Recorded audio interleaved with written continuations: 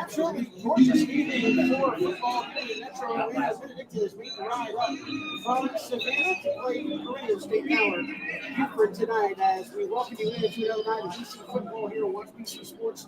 As Christian, if you've been around the state of Georgia at least in the last 20 years, especially Buford football is a game that's synonymous as anybody. They went through a run where they went to 10 straight state championships. They've won a state championship in 8. They've won a state championship in 2. They've won a state championship in 3. I believe they've won a 4. And they're 5. I mean, this is a mecca of football here in the Metro Atlanta area. And drive it in. Of course, the city of Buford, kind of one big complex here. Football fields all over the place. A nice stadium right here in Buford. And really a great setting for a big-time high school football game. Yeah, I have to play Red Gap County for having these games. And take on the Buford Wolves, a team that in the mid-2000s played in 10 consecutive state championships. They just have a history of winning those games. I think the coolest part about this is it's a big city, just 45 minutes an hour outside of Atlanta. A lot of other things to do on a Friday night, but this stadium on the home side is packed out almost 40 minutes before the start of the game. So it is something to do on a Friday night. All that happens is when the Memorial Stadium on Eisenhower in Savannah on Friday nights down there. So really cool to be on the road and just get to be a part of another really excellent high school football. This is a game that everybody knew was going to be tough. Dave Rick said, look, I want to win this. Well, let's find out how good we are now. As nicely as the scrimmage game went 2 weeks ago, last week we did that. No, not in a lot of areas. And some of those problems that popped up are not going to get any better. Joe Hall at left tackle, or left tackle tonight. Obviously down at defensive line again. And what's a pregame warm-up? Makai Williams in the safety tonight. So a couple of guys going to be missing. A couple of guys I think are going to be missing for a long while. For BC, you got to find a way to protect Steve Kim. And defensively, you got to find a way to get off the field. They did not do that last week against Brady Gap in key situations. They lost it. And I think the coaches heading into that one, they surprised a little bit. It was down in Brady Gap. More than they were maybe expecting to be. They had a whole lot of tape on Brady as well. So some of those things they had to really go back to school and work on here this week. But like I said, there's we talked about going into this game last week and the other last week and said, look, the top 200 players next 2 years. They got some talent, needless to say. You lost one Raiola to Nebraska, and you got another Raiola playing quarterback again here for Buford. So uber talented, very, very quality football program when you talk about just the expectation of what's going on. So this is a matchup when you want to have a measuring stick game. This is the measuring stick game for Benedictine. As far as, we've had several. We went to Miami, measuring stick game. This is going to be one measuring stick game where you say, hey, this is what we're trying to build at BC. We want to be a premier program around the state. Certainly have done that, winning their share of titles, but this is how you kind of merit out where you're at and where you have to go, lining up against the Buford Wolves in their own house. Yeah, Kevin, and you mentioned it seems like every year there's at least a couple of those games that get scheduled for BC, and Danny Britt wants to play those games early in the season, and we've talked about it over and over again. It's not about the first 5 games of the season. It's the last 5. It's when you get to region play, and for some teams, last 6. Depends on how big that region is, but it all comes down to what you're able to do at the end of the season. What this is an opportunity to play in something really cool, a matchup against a historically great football team, won a lot of state championships. You're coming off of a couple of seasons, or more than a couple of seasons, but a couple of state championships, make a deep run in the playoffs again last year, and then prior to that, we're just knocking on the door over and over and over again. So it's 2 teams from very different regions, very different brackets, but a state that loves high school football. And like I said, it's 2 traditions that are getting to meet up on the field. And I think that's what the coolest part about this game is. So coming into the game, as we are rolling along here on the Barnes Catering pregame show, Pit Cook Barbecue since 1975, barnesrestaurant.com to place your next catering order.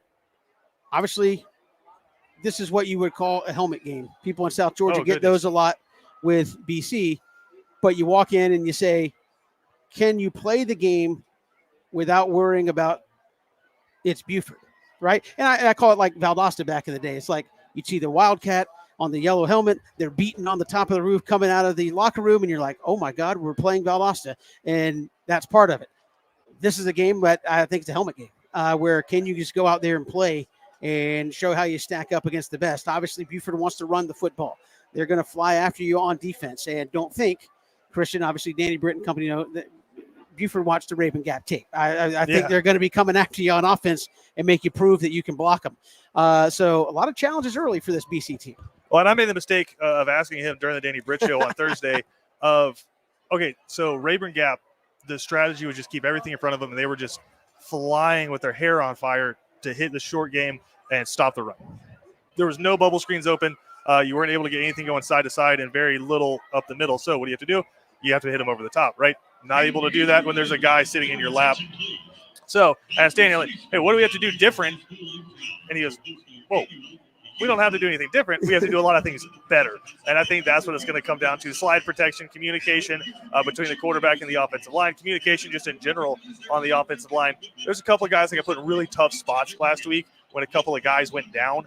And now they've had a full week of knowing that they're the guy coming in this one. Yes, it's Buford, but when you just get thrown into the war that was happening on the field there at Paulson Stadium, it's really hard to come into that cold. You have a full week repping with the ones. I think we see a little bit better performance tonight from the offensive line. That's the first and foremost, the biggest thing you have to do. Flip it over to the other side. Again, you don't change anything on defense.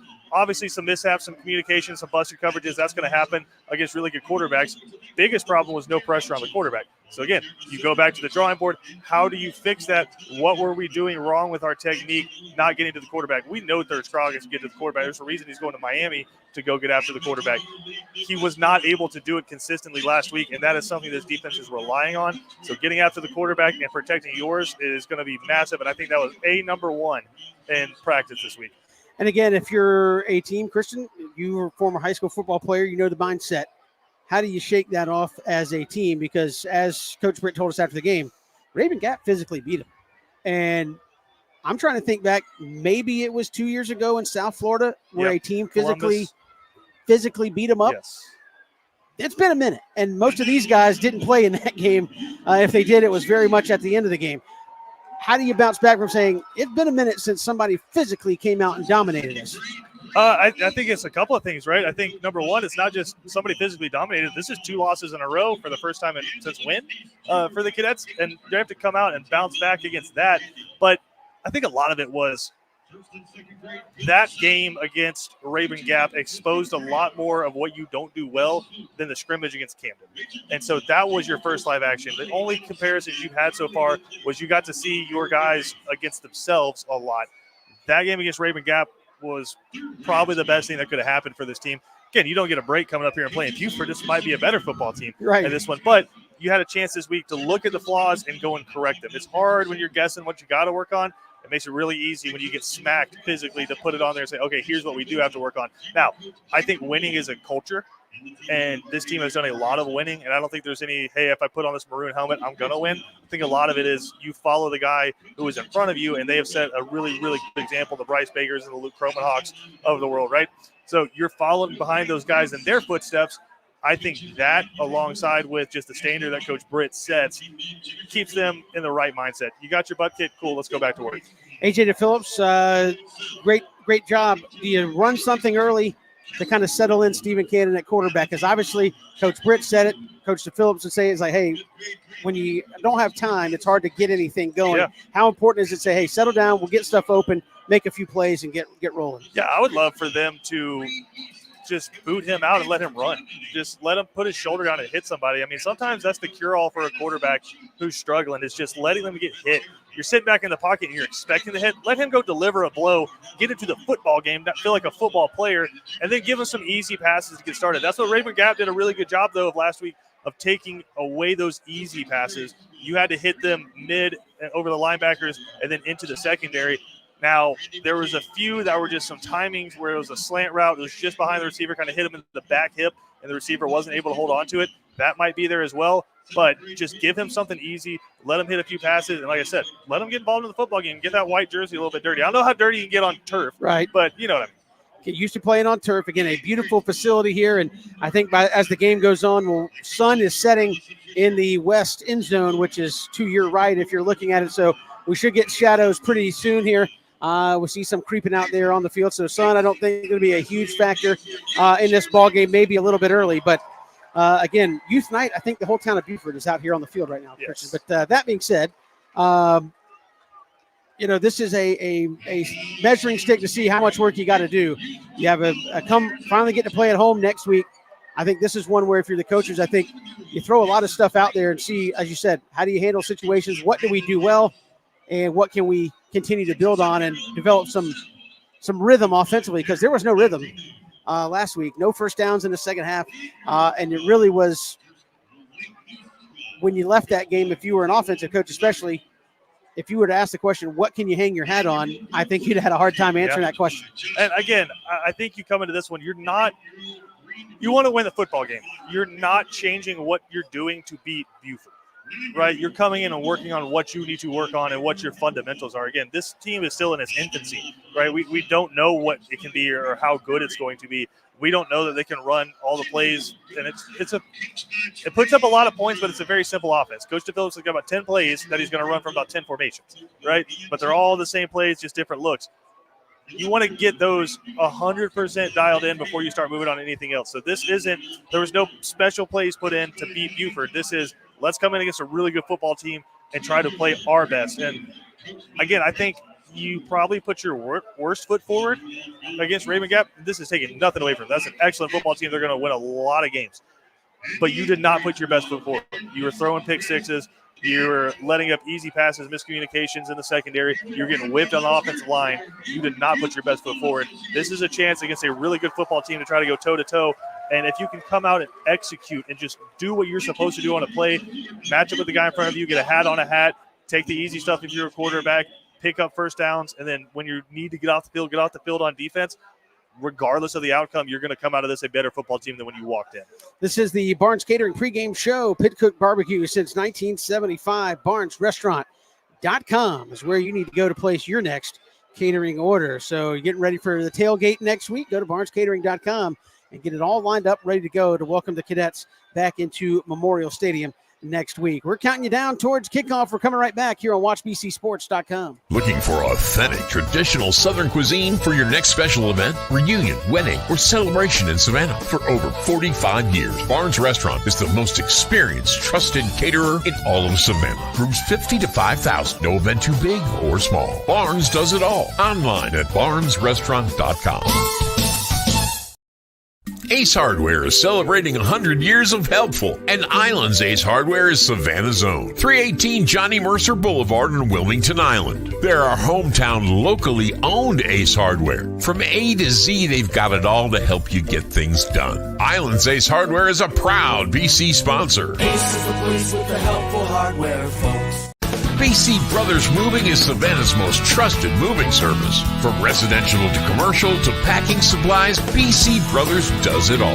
Let BC Brothers' energetic, trustworthy team wrap it, pack it, and move it for you. Check out BC Brothers online at bcbrothersmoving.com or give them a like on Facebook. At Benedictine Alumni owned Stacked Firewood Delivery, we're all about the best premium firewood, conveniently delivered in manageable stacks at the right price. We're talking kiln-dried, pest-free firewood. You see, our custom stack is equal to about 10 fires. Choose oak, cherry, hickory, or mixed hardwoods. Stacked Firewood Delivery. Go to stackedwood.com. That's stackedwood.com. When it comes to blocking all the obstacles that life throws your way, let Vernon Williams and Auto Owners Insurance help you dodge the hits, analyze the playing field, and run the ball all the way home.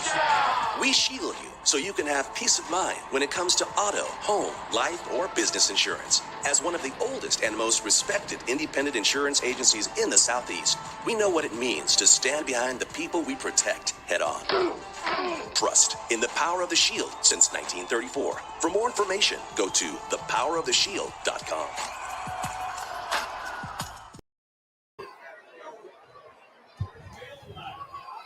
Welcome back here to Buford High School. Kevin Thomas, he's Christian Gokel as we get ready for BC and the Wolves of Buford, and game of the night in the state of Georgia. Christian Gokel, as these two teams square off. Buford, of course, we didn't mention that at the top, coming off a loss last week to a good Walton team. So they're fired up. Milton. Yes. Why do I keep saying Walton? It's all right. Walton, Milton. They Some ended North the Atlanta time. team. Yes, but they lost to Milton, a tough one. I know they had what we usually experience in Southeast Georgia, lightning delays early in the season. They had one last week, and they came up just short and lost their first game of the season. So they're probably a little fired up as well. So you got two programs that not used to losing a whole lot of football games, both coming off a loss in week one. Yeah, and I asked Coach Britt about it too. Is there's not a whole lot more dangerous than playing a really good football team that's coming off a loss, and it wasn't just a loss; it was 16-10, and just weren't able to get anything going on offense. I know they got Raiola at quarterback. They got older ones out in Nebraska now. Just got named the starting quarterback, so there's some really high expectations. They got about 3 running backs. They're going to probably be playing Power 4 football at the next level. So 10 points is what they probably want to put up in a quarter at least. So it's really dangerous coming in. But at the same time, you had a really focused BC team this past week down in Savannah practicing. So I think this is going to be interesting. I think both teams are going to come out. Which team can kind of control those first couple of drives and the emotions that are going to come out with this one, because they are going to want to put up a ton of points fast. If you're right, we were with the team on the ride in, and a lot of folks, when you pulled up, I mean, it's an impressive facility. They're like, oh, man.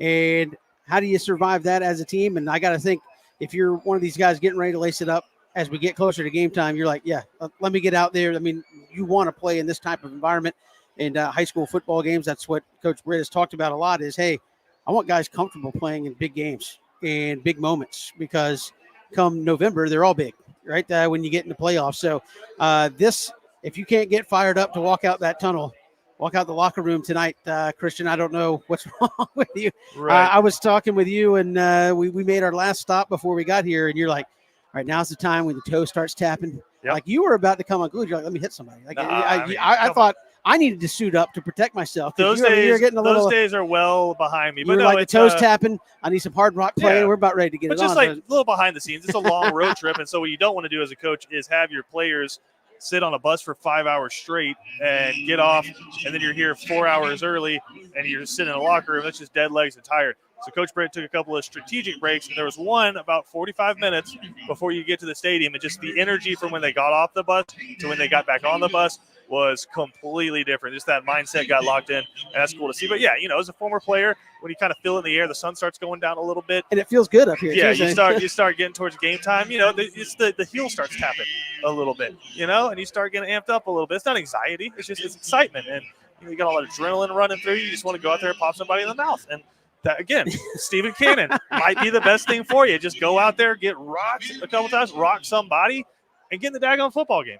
Absolutely. So, again, they're getting ready for Buford. You might want to put on some pads. Yeah, I was like, man, Christian is ready to suit up. I could tell, and I think even Danny Britt saw that look in your eye. He said, Christian, listen, settle down a minute. I don't know if they want to – look, the jerseys when I played were a lot looser fitting through the midsection. They leave nothing to the imagination right now, so I do not want to put that on 4K. You're not going to tuck under the pads? No. Nobody wants to see that hairy mess. Oh, well, speaking of that, as we roll along here in the pregame, so defensively, obviously, a team that wants to run the football. You should be no stranger to that. Teams try to do that against you a lot. Obviously, you're going to have to fight off the point of attack, which, again, got no pressure, not a lot of penetration in the run game, especially third, fourth quarter. Raven Gatt was able to get 5-6 yards a tote. That's not something defensively BC hangs their hat on a lot of times. It's, hey, we're not going to let you beat us on the edge. We're going to stuff things up the middle, and you're going to have to throw to beat us.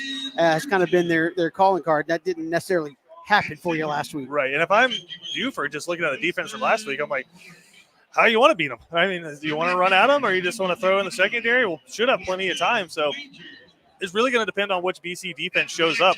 They're absolutely going to start with running the football. But at the same time, they're going to have route concepts happening down in the secondary, and they're going to see who's playing where, who's kind of sitting and letting guys run by them, and then they're going to start hitting some play action. So I think they start with the run, but we don't know with this BC defense right now. I think last week kind of put everything with a question mark next to it. Sure. So I don't know that there is a strength you can point to right now. Sure. And I think that's what the coach wants to see. First 5 minutes, how do you settle in defensively? Can you make some plays? You don't want to put things on anybody, but I think you want somebody defensively to step up and kind of toe the line, if you get what I'm saying. Where is it third Scroggins? Is it going to be, Larson Little, somebody that's going to be kind of the rock of your defense and say, hey, I'm going to set the tone early for us as a defense, and let's get off the field? Well, yeah, and I'll say this. If there is a mindset, it's we're not going to let you beat us 5 yards at a time. You're going to have to beat us over the top. And so does that mean bringing a safety down and playing single high and just like, listen, guys, we got to communicate in the secondary? Because what happened last week, yes, there was miscommunication in the secondary, but quarterback was playing 7-on-7. I mean, just had so much time to throw the football. So I think this week we might see them get a little bit more creative with pressures, and it's just I can't sit back there and let you kill me. I have to throw everything I can at you to stop you, and if you beat me, great. There's nothing I can do. Offensively, I know BC wants to get to the edge also, but something you've talked about since the scrimmage is can they establish Stanley Smart in the run game? And sometimes when you're struggling to do other things, is the simplest thing, line up, power football, run down. Brother, I mean, they did. Yeah. I mean, well, I'm saying, but at times last year in the playoffs, they did it. It was, hey, we're going to come in tight, I formation, give it to Bryce Baker. Is that hey, if you're struggling, get in the I formation and establish the power run game and just let your offensive guys come off the ball? You're speaking my language, Kevin. I mean, you have about 3 really different sets that you run if you're BC, right? You have your traditional spread set that they've really grown accustomed to these past few years, an I-form set that like the last 3 or 4 years has slowly started to matriculate its way. It's just a good way to get the ball into the playmaker's hands. And then you have the flex bone set, which is just classic BC football, right? The flex bone of the I-form were your most successful, really offensive formations. And yes, you want to get everybody spread out wide and gut them up the middle with a really talented back. But sometimes you just got to bring those dudes in tight and just hammer the football. And a lot of times they'll get aggressive. They pack everybody in the box. If you break a tackle with Stanley Smart speed, you're gone. So I'd be interested tonight to see what that percentage split looks like, right, between what formations they're going to run. Because for the most part, it's about 70% in the shotgun. Could we see that maybe reduced down to 50 and you're under center a whole lot more? Sure. We'll see how they decide to approach it here. Again, Mekhi Williams not going to play tonight. And obviously you had 2 big injuries last week, one on the offensive line, one on the defensive line, and they are still out. So we'll step aside as they're going to pause for the anthem, and we'll come back, get you ready for the coin toss and the opening kickoff. This is the Barnes Catering pregame show here on WatchBCSports.com. Looking for authentic, traditional Southern cuisine for your next special event, reunion, wedding, or celebration in Savannah? For over 45 years, Barnes Restaurant is the most experienced, trusted caterer in all of Savannah. Rooms 50 to 5,000. No event too big or small. Barnes does it all. Online at barnesrestaurant.com. Ace Hardware is celebrating 100 years of helpful, and Island's Ace Hardware is Savannah's own. 318 Johnny Mercer Boulevard in Wilmington Island. They're our hometown, locally owned Ace Hardware. From A to Z, they've got it all to help you get things done. Island's Ace Hardware is a proud BC sponsor. Ace is the place with the helpful hardware, folks. BC Brothers Moving is Savannah's most trusted moving service. From residential to commercial to packing supplies, BC Brothers does it all. Let BC Brothers' energetic, trustworthy team wrap it, pack it, and move it for you. Check out BC Brothers online at bcbrothersmoving.com or give them a like on Facebook.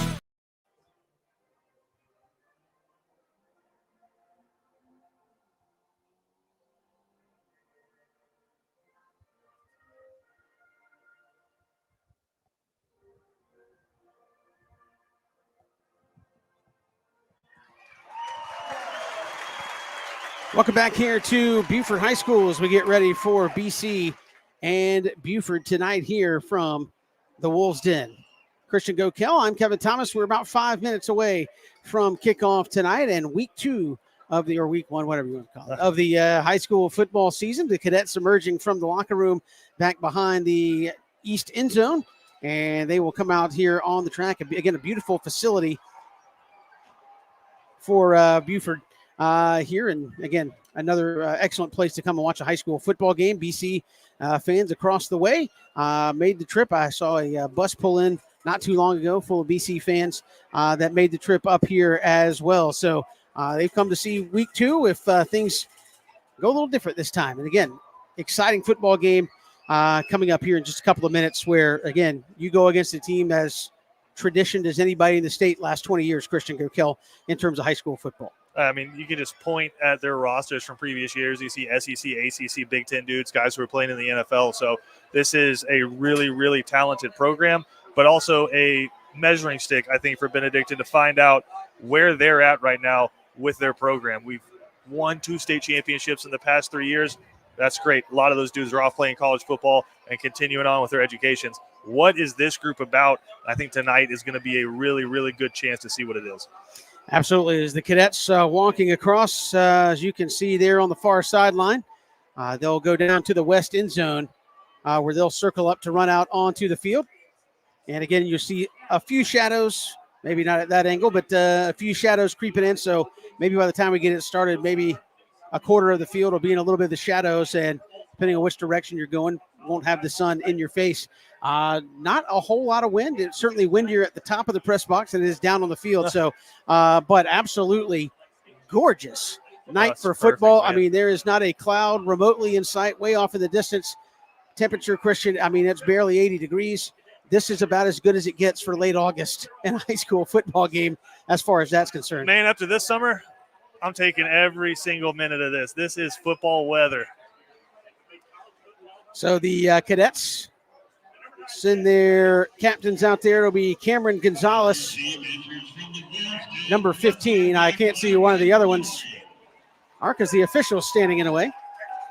Looks like Jacoby Ward going to be one of the captains. And then number 13, Robert Leonard,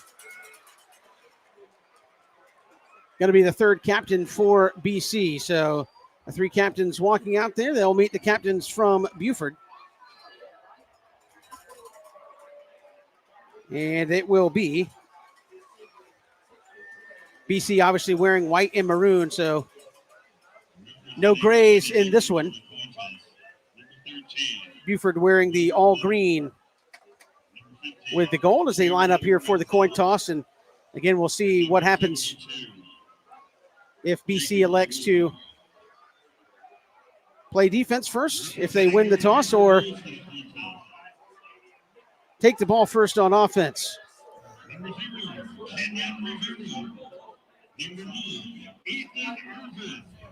So down there discussing. Christian, after last week, would you want to play offense first or defense first? I want the ball to start the second half. Fair enough. But hey, that's me. I think BC won the toss and deferred. And smartly, they're going to play away from the sun here in the first quarter. And I think by the time we get to the second quarter, it'll be mostly a non-factor. So there's your answer. That's right. They're going to play defense first and take the ball in the second half as they go to the far end to come out and run on the field. That's going to do it for our Barnes Catering pregame show. Pit Cook Barbecue since 1975. Go to barnesrestaurant.com to place your next catering order. And again, with that first home game coming up next week, go to barnesrestaurant.com, get it set up for what I know is going to be a first-class tailgate coming up next week. They're outside Memorial Stadium. Here come the cadets on the field as we jump in to tonight's ball game between BC and Buford.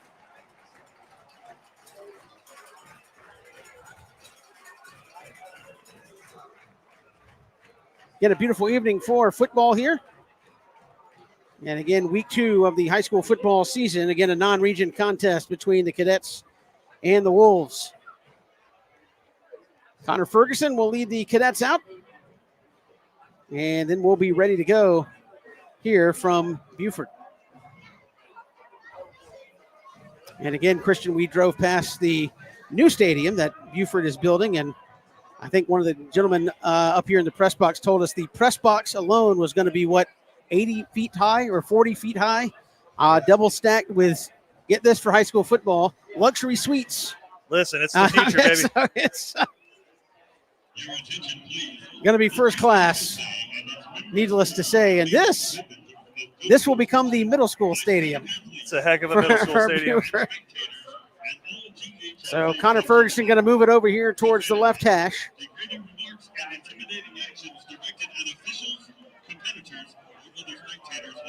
Buford will send a couple of men deep.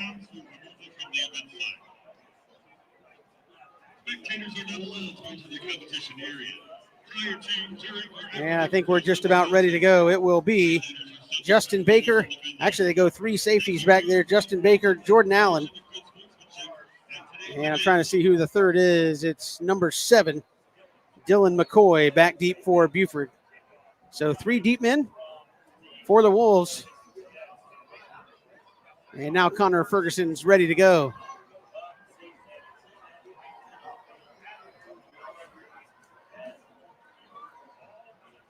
Cadet football built by Islands Ace Hardware. Here on Watch BC Sports, and underway here week 2. A little pooch kick going to go over the up man and land. He's scooped up out there by McCoy at the 20. Missed tackle as he works here to the near side. He's got a big hole at the 35, 40, 45, and a flag comes in. This one's going to come back. And it's going to go back the other way, but a big return there on the opening kickoff, Christian. But after the penalty, it's thrown at the 39, going to be back inside the 30, I would imagine, for Buford to start. Yeah, I think Coach Britt maybe seeing something there. You send 3 guys deep, that means you're going to be missing somebody on that second level. So I think BC tried to find a little soft spot and either A, pin them deep, or B, you guys recover the football. So good idea, but they got some really talented guys back there, and you got to make sure you contain. Fortunate to get that penalty call. I would imagine, as he talked in the Danny Britt show, just kick it in the end zone next time. And yeah, and there is no that return. that is not a decision from I know Connor Ferguson. That's Danny Britt's decision. So it will be Dustin Raiola, as BC was called for holding. Dayton Raiola, excuse me, I apologize. Dayton Raiola, as Buford comes out in a pistol look. Cadets in there 3-4 with a couple men, extra hands in dirt. They're going to throw the lefty, going to wind up, put one way up, has a man wide open, and it's going to be caught at the 15. He beat Wyatt Easterbrook deep and falls down and skids towards the 10. That's where they'll give him the football, and that one hung up in the air a long time, Christian Gokel. Yeah, just immediately going after where Mekhi Williams usually plays, right down the middle. They saw the success that Rayburn Gap was able to have last week.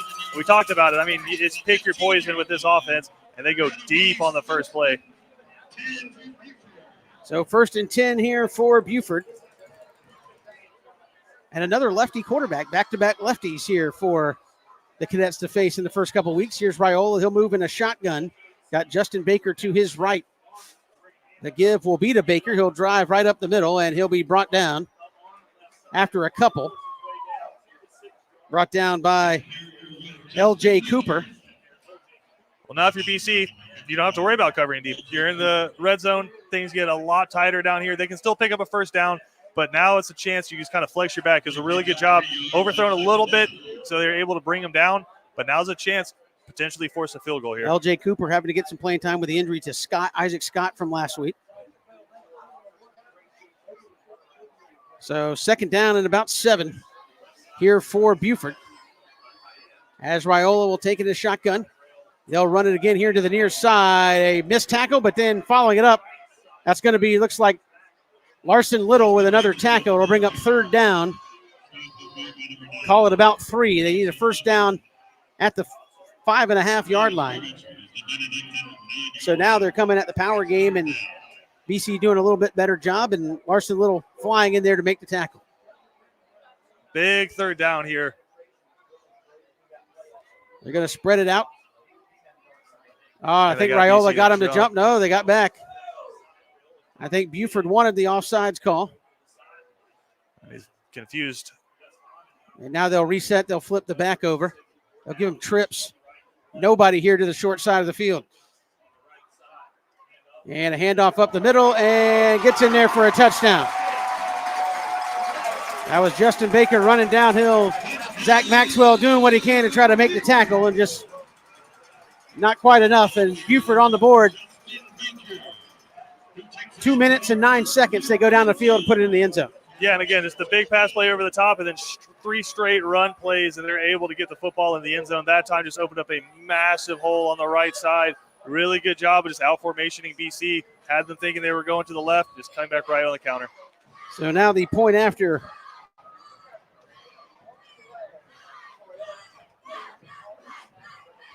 As they run some version of the swinging gate.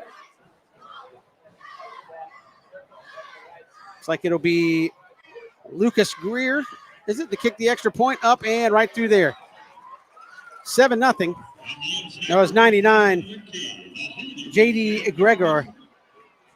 And it's 7-0. Buford right out in front. So right on the jump, Christian, you're behind the 8 ball. Down 7-0. Your offense needs to come out and move the football.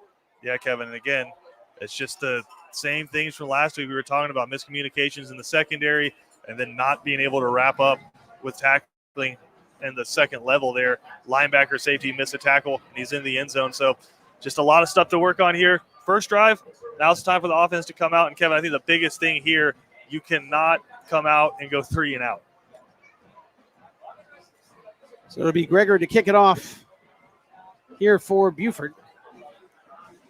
BC will have, looks like, Bubba Frazier. And I'm trying to see who's on the near side here. Maybe Stanley Smart.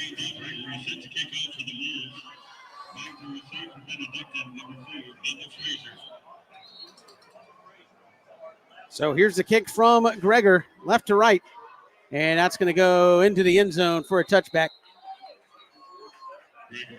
And BC will take over on their own 20. So here comes Stephen Cannon in the offense. And just from a momentum standpoint, need to put something together, not just for what's already happened in this game, but from last week, just establish what you feel good about early. Yeah, you're not worried about a touchdown right here. You're worried about getting a first down. So just come out and execute. And, again, I think a lot of it starts with the offensive line, get a hat on a hat, and just try to move some people. And, again, where to watch will be over at that left tackle spot where you have Gavin Smith, sophomore, making his first start. We talked about going under center early, Kevin. And here they are under center, everybody up tight. They'll give it to Bubba Frazier, and he's not going to get the edge. He'll lose yardage. And a flag comes in way late. And let's see who that's on. Could be a holding trying to seal the edge, but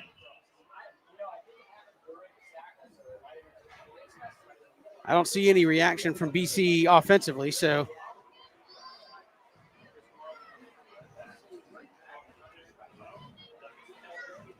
they're going to wave it off.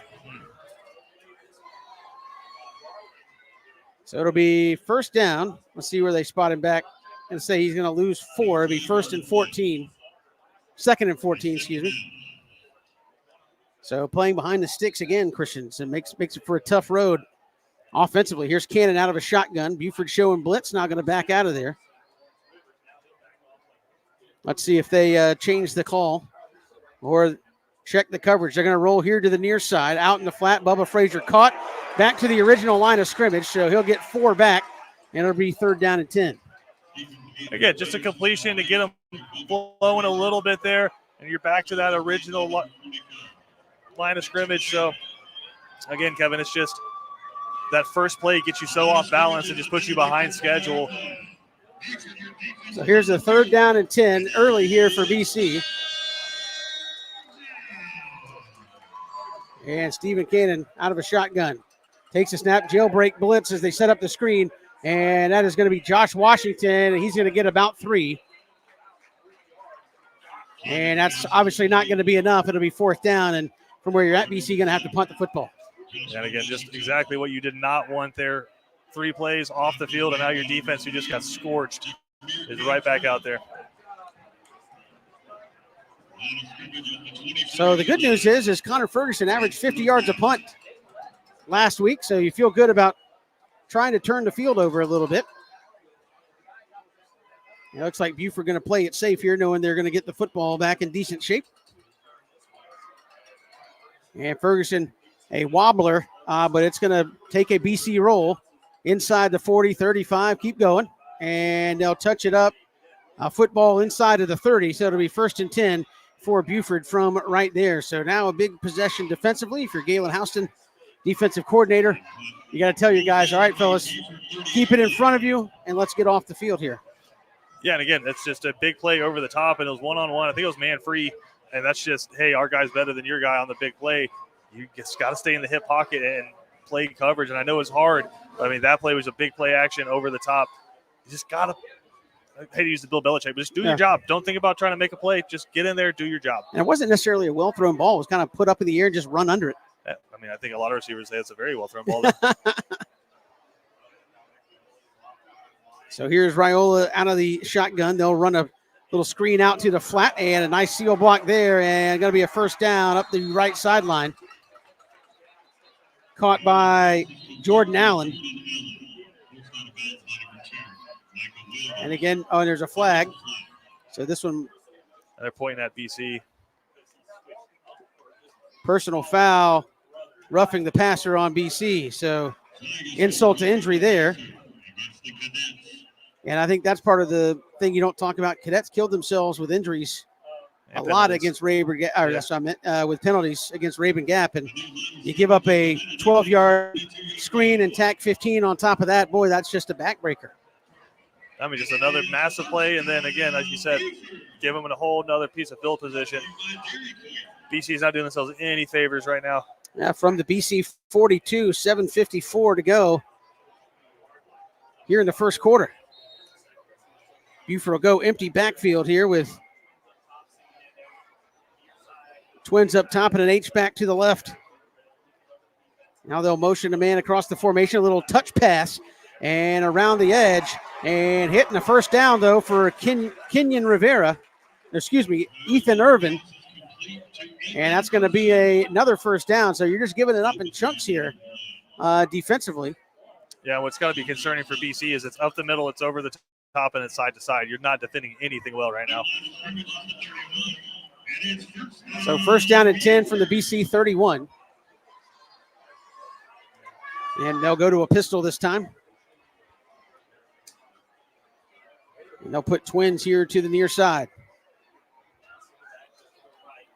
Here's Raiola. He will give it straight ahead and breaking contained. And inside to 10, Easterbrook with a touchdown saving tackle down at the 7-yard line. But again, that's just another straight power counter play and a huge hole once he broke through the first level. Yeah, just a little zone there, Kevin, and he just has a choice of where he's going. Huge hole opens up on the left side. I think that might have been third, just getting a little too far upfield. Left a really big hole there, just lost contain. So first and goal for Buford.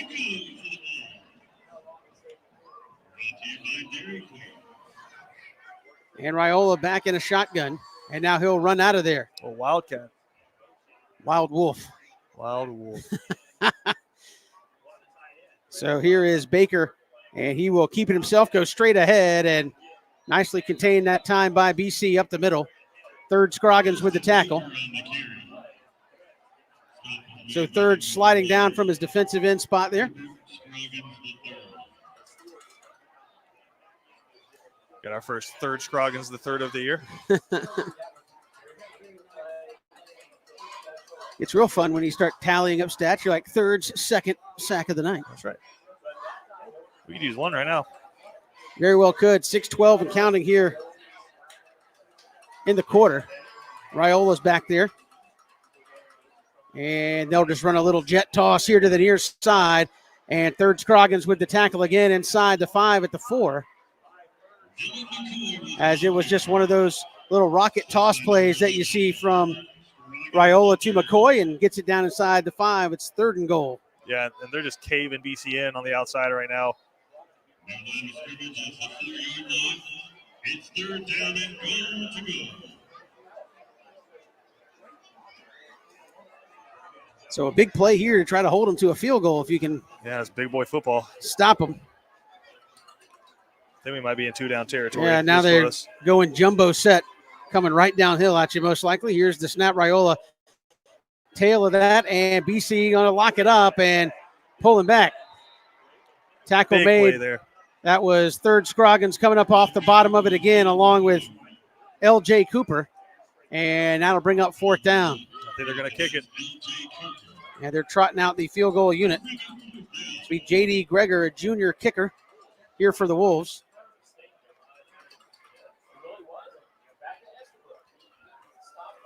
So Third Scroggins, a big couple of plays there for him defensively. Absolutely. L.J. Cooper with a tackle there to force this field goal attempt. And a huge play by the BC defense to hold. Once they got first and goal, field goal is good. It's 10-0. Buford out in front. Offense got to do something. When we come back, this is Benedictine Cadets football built by Islands Ace Hardware here on WatchBCSports.com. Ace Hardware is celebrating 100 years of helpful, and Islands Ace Hardware is Savannah's own. 318 Johnny Mercer Boulevard in Wilmington Island. They're our hometown, locally owned Ace Hardware. From A to Z, they've got it all to help you get things done. Islands Ace Hardware is a proud BC sponsor. Ace is the place with the helpful hardware, folks.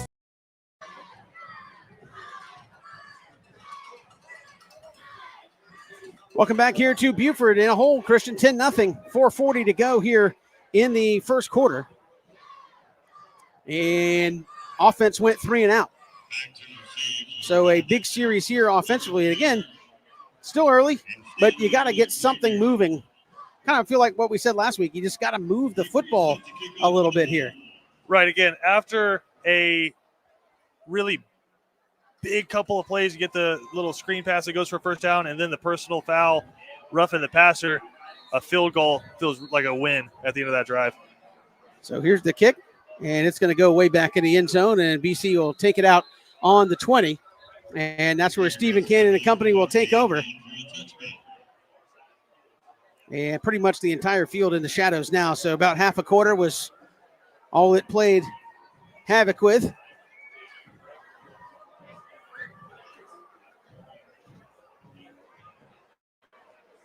And you like to not get behind the sticks on first down. It happened way too much last week against Raven Gap. Penalties on first down, negative plays.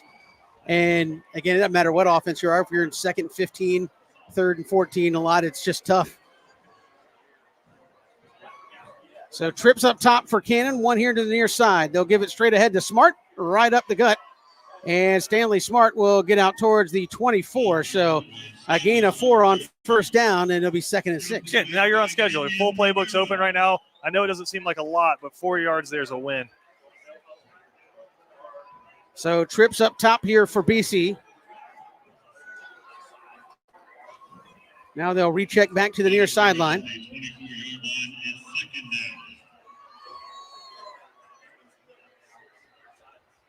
Second down and 6. Play action. Cannon gonna tuck it and run it, and he's not gonna get anything. Flag comes in late. I think I got helmet to helmet. This might be the first break of the season. And that's one of those where, again, be more decisive, tuck it and go. That time, I will give him credit. He tucked it when he should have, but it's just he had nowhere to go. Personal foul on Buford. That'll be a first down for BC. So if anything now, Kevin, that's a win because you flipped the field. that's a BC Brothers moving. First down, move those chains. That's right. And listen, we'll move any way we can. That's right. So ball all the way out to the BC 39 here. We'll put Twins down here to the bottom of the formation. Cannon and Stanley Smart, second effort. He's only going to lose 2 yards. I was going to say. But he was hit on that exchange almost immediately. They came busting through there. Had those linebackers get to the second level. These teams are not going to stop doing just what they're doing. I mean, coming off the edge as hard as they are until you start to try to beat them over the top. So it'll be second down and 12. Here's Cannon. He'll throw a little quick pass. That is caught. Up the right side, that is going to be Karan Hall. And that'll be third and medium here. Yeah, Karan Hall's a big target up there at the top for Stephen Cannon. And that is just one of those plays that's a gimme play in the BC offense. It's just a quick stop route, and you pick up 4 or 5 yards at a time. And, again, you're back to a very reasonable third down here. So trips here to the near side on 3rd and 6. Here's Cannon. Little play action. Oh, they're all in his face. He's going to have to scramble. Buy some time. Finds a man. Open up the right side. And knocked out of bounds. That's going to be Karan Hall, the big 6'4 sophomore. Knocked out of bounds. And that's making a little something out of nothing because Cannon using those legs, buying time. And when the defense sucked up, Karan Hall just standing there wide open. And that was a great heads-up play by Stephen Cannon. And that's what you got to do. He was breaking towards, he was going to run, but he kept his eyes open downfield. Quick release there is the best play he's made so far. So 1st and 10 here for BC as they trying to put together a drive. Cannon going to throw the out route, looking for Bubba Frazier, a little too strong. That's all right. And it'll bring up second down and 10. Make him respect it. I know it's incomplete, but that's a slot fade. He was running open. You just miss it. And that puts a little thought in the head of the secondary where they just can't be tearing downfield to stop the run. They have to remain vigilant. Frazier going one-on-one with Kylan Baker. So 2nd down and 10. They'll put a man in motion. That's Jack Ganem. Here's Cannon looking. And they'll throw it underneath. Caught. Bubba Frazier has a seam inside the 25, 20, 15, 10. Nobody's going to get Frazier. Touchdown.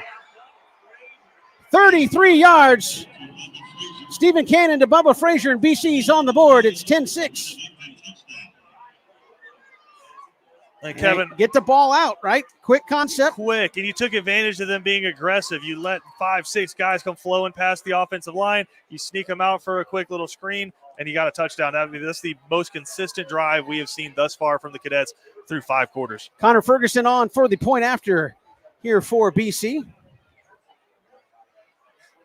And the kick is up, and Blocked I think and good. Buford got a piece of it, but still got it through there. It's a strong leg right there. 10-7. Cadets put one back on the board. We're coming right back. This is BC Cadets football, built by Islands Ace Hardware on WatchBCSports.com. At Benedictine alumni-owned Stacked Firewood Delivery, we're all about the best premium firewood, conveniently delivered in manageable stacks at the right price. We're talking kiln-dried, pest-free firewood. You see, our custom stack is equal to about 10 fires. Choose oak, cherry, hickory, or mixed hardwoods. Stacked Firewood Delivery. Go to stackedwood.com. That's stackedwood.com.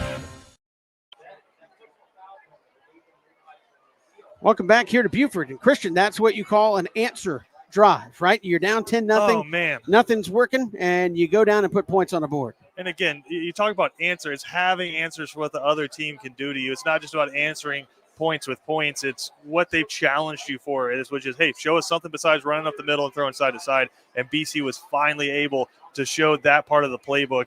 Just getting the ball in the hands of the receivers. I think Karan Hall, the unsung hero of that drive, a couple of really big catches to keep it moving, and then you get the football in his hands, Bubba Frazier's hands. It's nice. So Connor Ferguson to kick it off here, right to left. Again, those trips back. Let's see if BC pooches it or if they try to get Connor to drive it out the back of the end zone. And he kind of line drives it, period. It's going to skip up to the 5, and that's going to be Allen bringing it out. He's going to get across the 25-30, making men miss all over. Still on his feet, and a touchdown-saving tackle at the 40-yard line. Who brought him down? That's going to be Marquis Williams.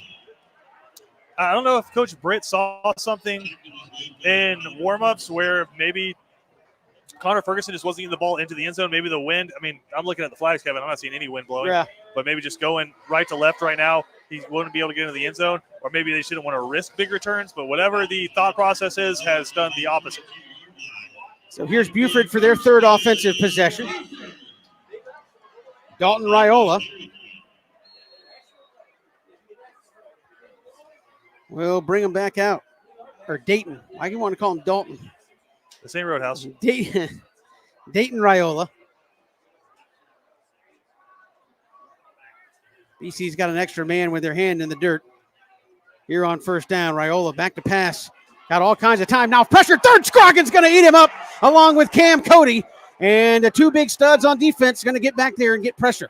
And, Kevin, what needs to work for BC to be good has been working on these past 2 drives. You get the football in the hands of some playmakers on offense, and then your 2 best defenders come out and make a play right there. This is big-time stuff for the Cadets and stuff we just didn't see last week. Let the big man eat. Cam Cody just bull rushed his man right back into the pocket. Yes, you cannot relax now, though, Kevin. You're starting slowly to pull the old momentum back. You got to keep hammering. So now you got Buford behind the 6. It's 2nd and 21. Raiola going to play out of the shotgun. And a snap, and they'll try to run it inside. Route drop. Oh, my goodness. Man was wide open was Kyle Carpenter. And it wouldn't have been a 1st down, but that would have been a big chunk of what they just did back. I think the linebackers there, Larson Little and company, got caught with their eyes in the backfield on the play action. Don't know if that was an RPO or just a called play action, but the tight end just coming free across the field and drops a really, really easy pass. 3rd and 21, can't give this up. And they gave could, up but you don't want to. But I think a couple of years ago we talked with Danny Britt where it seemed like they would get 3rd and 15, 3rd and 20, and we're giving it up in some games and got to get off the field here on 3rd and 21. Raiola with the snap. Still got some time. Going to wind up, throw over the middle. Caught, intercepted. It's going to be taken by, that is Mekhi Williams. And Mekhi still on his feet to the 20. He's going to take it to the 10, to the 5, and touchdown, Mekhi Williams sticking the ball out there. And that is what BC was missing right there. Took the deflection and returned it to the house, a pick 6. Yeah, and a surprise appearance from Mekhi Williams. We didn't think he was playing in this football game, but gets in there and immediately makes his voice heard with that pick 6, Kevin. Get the football tip drill, baby. Oski, head to the house. That's what you got to do on defense, and they were able to right there. Awesome stuff. Again, the guys we talked about before the season who needed to make plays for the Cadets are showing up big time here at the end of the first quarter. Didn't think Mekhi was going to play, but he showed up at a big spot there. So now here's Connor Ferguson with the point after to make it 14-10. And here's the kick. It's up. It's good. Mekhi Williams has helped give BC the lead. It's 14-10. We're stepping aside. This is Cadets football, built by Islands Ace Hardware on WatchBCSports.com. When it comes to blocking all the obstacles that life throws your way, let Bernard Williams and Auto Owners Insurance help you dodge the hits, analyze the playing field, and run the ball all the way home. We shield you so you can have peace of mind when it comes to auto, home, life, or business insurance. As one of the oldest and most respected independent insurance agencies in the Southeast, we know what it means to stand behind the people we protect head on. Trust in the power of the shield since 1934. For more information, go to thepoweroftheshield.com. Welcome back here to Buford. Big pick 6 has got the Cadets with the lead, 14-10, and momentum has shifted in this one, Christian Gokel. As, again, you needed a spark defensively, you got it. You needed a spark offensively, you got it. And now you got to keep that momentum going in your play. Baby, hold it. Yeah, you got to hold on to it. But now it's, can you control the excitement? And again, just the best 2 series of the season thus far for the Cadets. Best offensive and best defense. Another line driver for Ferguson. Is it going to get the end zone? Yes, it is.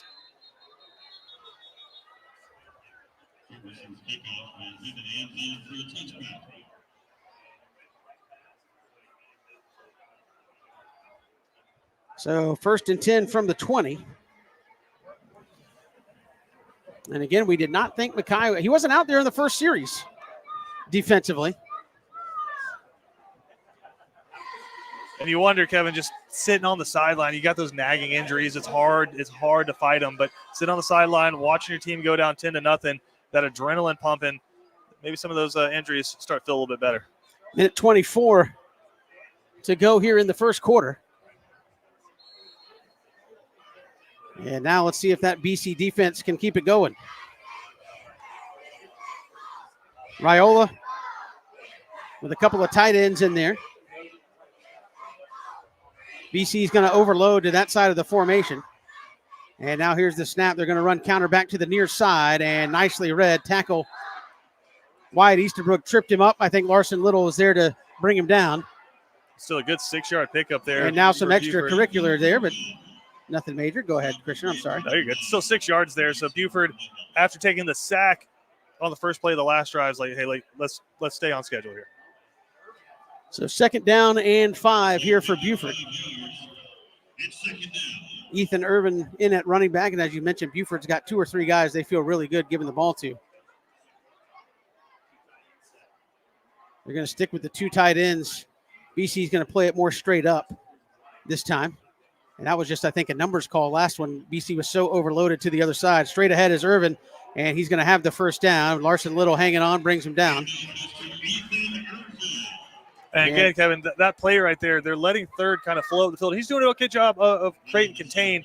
It's the communication. There has to be a backer that fills that hole right there, or there has to be another defensive lineman that's pinching down. Right now, it's just third flows up the field, big gap open ups, and there's no linebacker there to fill it. So 1st and 10 here for Buford. As Raiola's going to look over that Cadet defense. They'll run it again. This is Irvin straight ahead.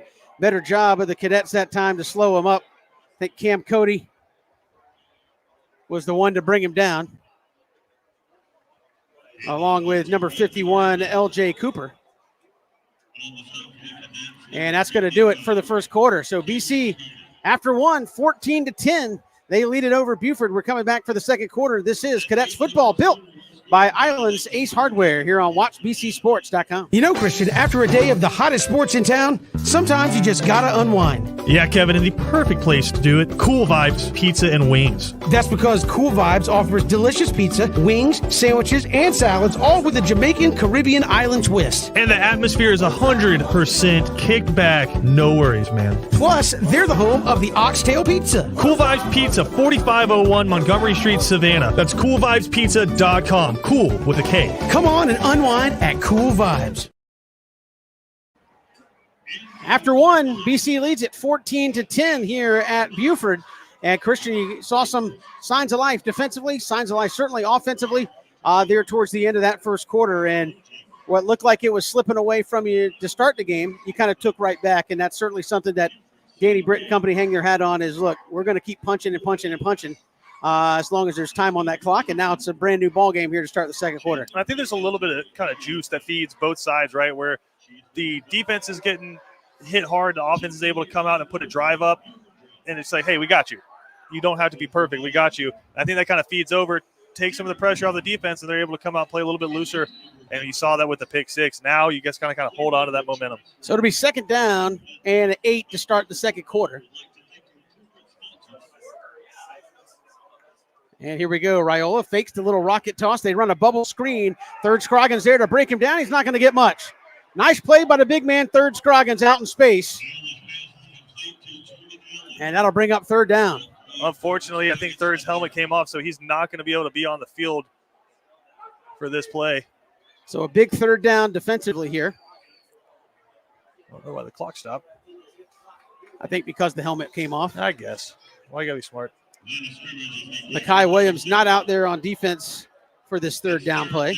And maybe it's just a sparingly, hey, when we know it's a passing situation. It's Cameron Gonzalez, the senior at deep safety for BC. Here's the snap to Raiola.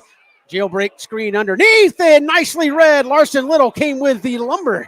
The stacked firewood hit right there by Larson Little, and that's going to get BC off the field, although a flag comes in. It might have been holding Larson Little, keep him from getting to that screen. I think that one might have come in after the play.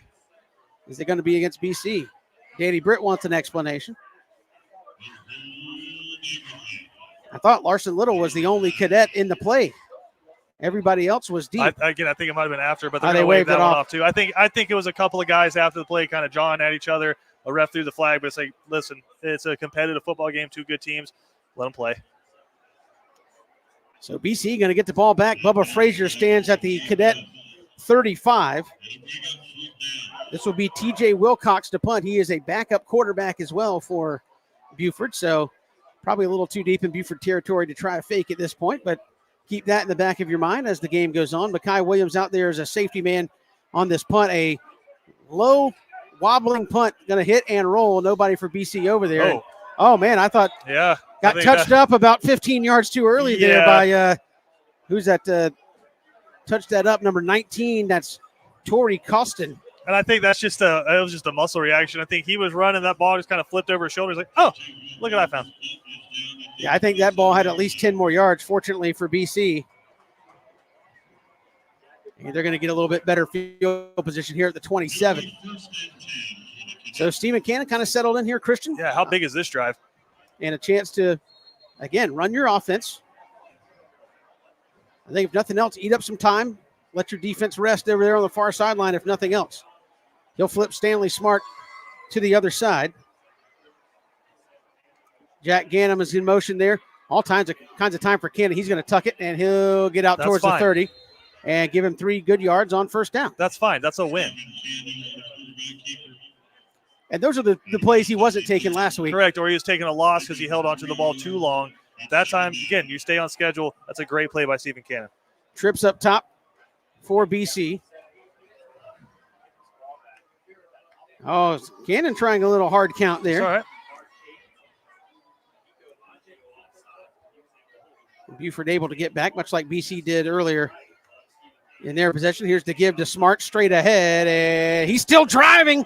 Going to push out towards the 40. They'll mark him forward progress at the 39. BC wants a flag for like you're blowing the whistle. I don't think Danny Britt will like that too much either, but a nice run by Smart out close to the 35. It's going to be third down and pretty manageable here. Yeah, listen, to be fair to Buford, I know they're blowing the whistle, but if you still have somebody chopping their feet against you, you're going to keep chopping your feet. So I get the sentiment there from the Cadets, but we're going tight. So everybody in tight. They're going I formation. Stanley Smart is the up back. Bubba Frazier there at the tail of that I. Cannon going to go under center. 7 on the play clock. Now they'll switch the formation. They're going to have to hurry. 3 seconds, and everybody gets set. They run the toss sweep. They didn't.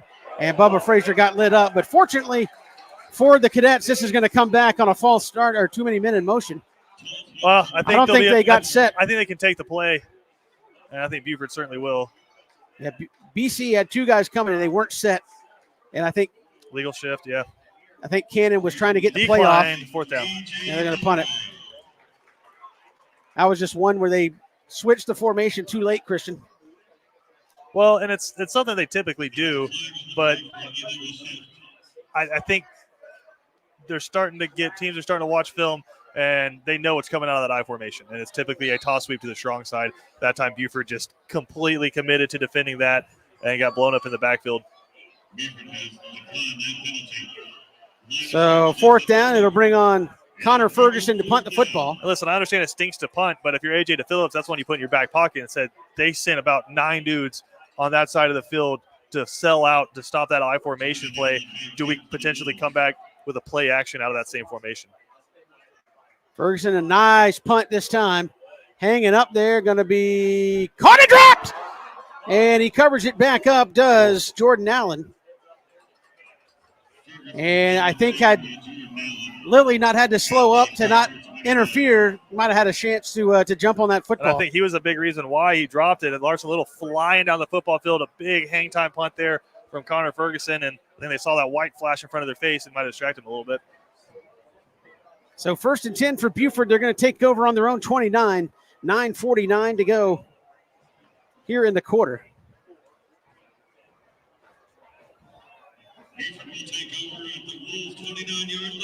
And I think offensively, you'd like to see even a drive just get 1 or 2 first downs, even if you have to punt, as opposed to the 3 and out. Right. Here's Raiola, and he'll keep it. Throw it here short to the near side, and BC trying to wrap up. He's breaking tackles. That's going to be a first down, brought down by Wyatt Easterbrook and Zach Maxwell, but all the way out to the 43-yard line. And again, Kevin, I think they're just playing the numbers game right now. They had more guys outside than BC had defenders. They faked the run, threw it back on the little bubble screen right there, and it's a toss sweep. BC late getting lined up here. And a flag going to be thrown as they go. It's got to be false start or offsides 1, because it was thrown as soon as the ball was snapped. Out towards the midfield stripe, but let's see if this is coming back. Buford is acting like it's on them. Yeah, I think they might have the same thing, illegal shift.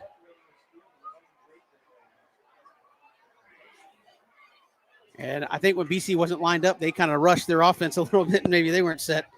Yeah, illegal shift on Buford. He'll take it. And that's really the first time in this one, Kevin, they tried to go fast. I think it caught BC off guard a little bit. I think it caught them off guard. So that'll back it up. It'll be 1st and 15 at the Buford 38-yard line.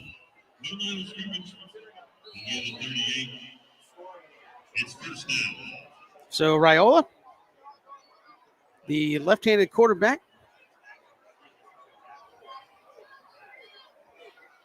His brother out at Nebraska, as Christian said in the pregame show, got the starting job for the Cornhuskers.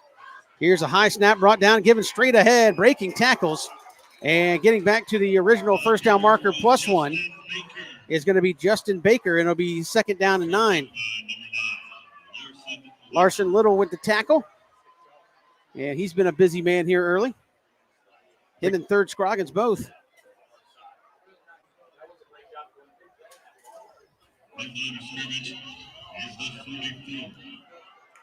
So 2nd down and 9.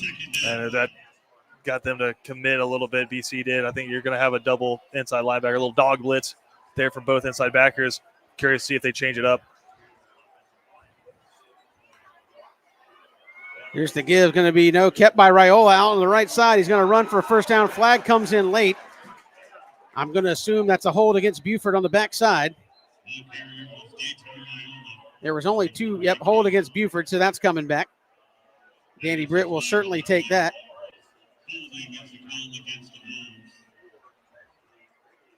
So now BC benefiting from some of Buford's misfires. And this is a lot of the stuff Buford ran into last week against Milton, where it just couldn't get out of their own way. They have very successful plays. They're doing a really good job of just kind of taking what BC's defense has given them. I mean, since the sack, we really haven't seen them try to go deep again, but just self-inflicted injuries. Really haven't seen a deep pass since the first one of the game. Well, they're going to try it. But then, a little sack there for Mr. Scroggins. So 2nd and 19 here for the Wolves. Raiola's going to give. They'll toss it back the other way on the reverse. BC over pursued and out across the 50. Great Third, tackle. Scroggins tracked him down. And that's your outside linebacker running across the field to come get him. It's still not a first down. It's going to be 3rd and very short, about 2. They're at the BC 49. They need to 47.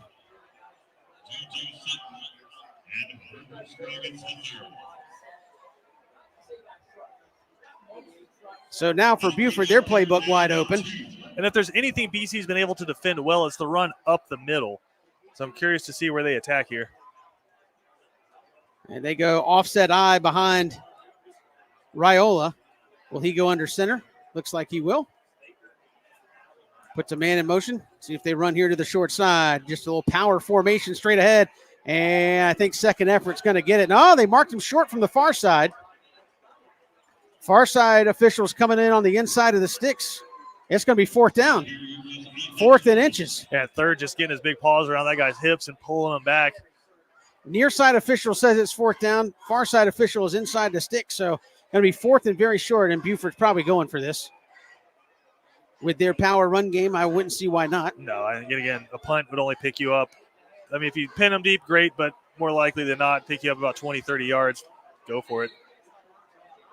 And Buford going jumbo package, probably going to run the Wildcat here with Justin Baker. If you're BC, though, you can't just get your eyes in the backfield here. This is a great opportunity if you're a coach to take a shot deep. So Buford going to huddle here. Raiola. Don't give up 50 yards because you're trying to stop one. And this looks like goal line quarterback sneak time. And Raiola is a 6'4 quarterback. He's going to go straight ahead and have it. And just got a big push coming across the line. They're going to mark him down at the 44. So, as you said, as you saw last year with Luke Kromenhoff, hey, if you're 6'4", just hike it and fall forward. That was 6 daggum yards. I might do that every play. So 1st and 10 here for Buford. Just a little rugby scrum. Seems like both teams have kind of settled down here a little bit. Yeah, I'm curious to see where the next shot's coming from Buford, though. So 1st and 10 from the Cadet 44. Clock rolls towards 6 minutes here. And here's the snap. Raiola looking for a slot, almost intercepted. That was Makai Williams. And Makai has made 2 really good plays out there tonight. Yeah, he almost had another interception there, Kevin. Tried to jump the slant route. Bring up 2nd down and 10. And that's just different, man. It's that when you lose leverage like that on a slant, that's a win for the receiver 9 times out of 10. But if you have that kind of makeup speed, that's different. Just what a difference it makes having him out there. We've seen already in a couple of plays already. And here's a little end around and nicely read Larson Little. The cavalry shows up and they're going to say no gain. It'll be 3rd. Another big 3rd down here, Kevin. You're outside field goal range right now. This is when 3rd's got to make his money. And how about Larson Little? Just get to him, hold on, and the support's coming. That's what you got to do as an inside linebacker, man. And he's had a heck of a first half so far. And here's Raiola. 3rd down. BC's going to go with 3 down. I think third standing up there on the inside. And now we have Danny Britt take timeout. Yes, he did. Yeah, man, that's a big third down. So timeout, Danny Britt will take it with him. This is Cadets Football, built by Islands Ace Hardware on WatchBCSports.com. At Benedictine alumni owned Stacked Firewood Delivery, we're all about the best premium firewood, conveniently delivered in manageable stacks at the right price. We're talking kiln-dried, pest-free firewood. You see, our custom stack is equal to about 10 fires. Choose oak, cherry, hickory, or mixed hardwoods. Stacked Firewood Delivery. Go to stackedwood.com. That's stackedwood.com. Ace Hardware is celebrating 100 years of helpful, and Islands Ace Hardware is Savannah's own. 318 Johnny Mercer Boulevard in Wilmington Island. They're our hometown, locally owned Ace Hardware. From A to Z, they've got it all to help you get things done. Islands Ace Hardware is a proud BC sponsor. Ace is the place with the helpful hardware, folks. Welcome back here to Buford. 14-10 our score. Cadets with a huge third down right here. Yeah. And may it be fourth down territory for Buford. It may be too early for that. Depends on how much you pick up here, yeah. But interesting, Kevin Mackay Williams now kind of moving around. They got him back at his traditional free safety spot after playing in the slot. So third down and 10. Here's Raiola. Throws here to the near side. JoJo Sutton hit him as he tried to catch it, incomplete. And a nice play by Sutton there from the cornerback spot to bring up fourth down, and Buford going to trot on the punt team. Call that playing the sticks, Kevin. The little cover forward palms there. He had his quarter side of the field sideline really was his responsibility, and he just backpedaled. He was already in off coverage, backpedaled, and was able to come up, plant his foot, and make a big-time play in coverage. Bubba Frazier, high snap. They're going to rugby style it. And Bubba, is he going to catch it? Yes, he does at the 10. That was an adventure as he dove forward for it.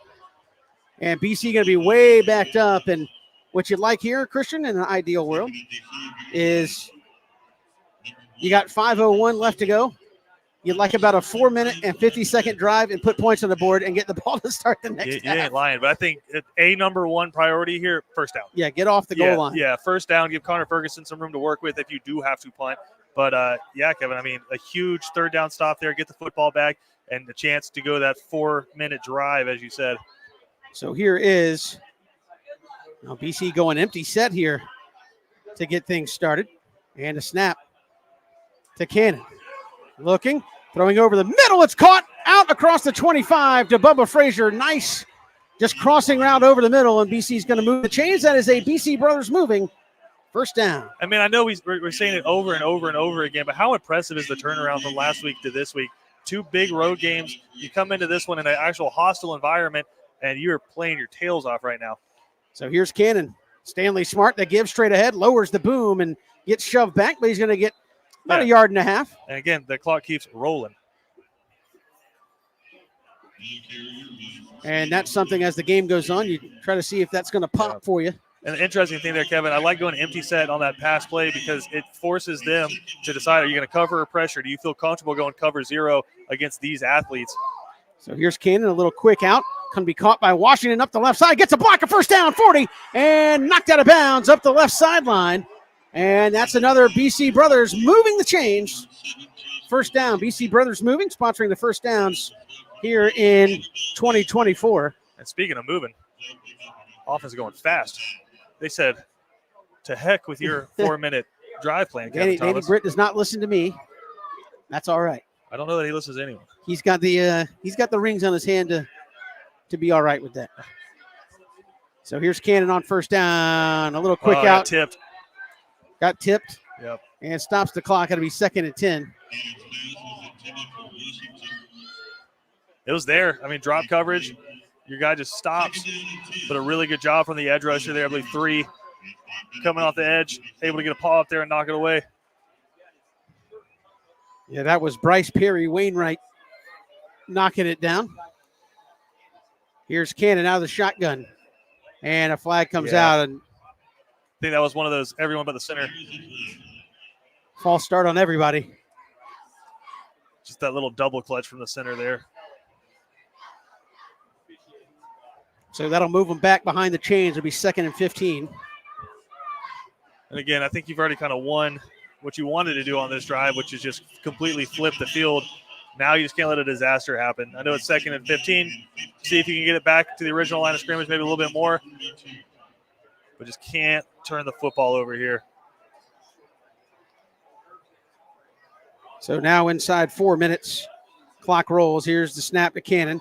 Near side, Bubba Frazier, and Bubba's going to get snowed under. Again, right. Maybe a yard or two. Clock will keep rolling.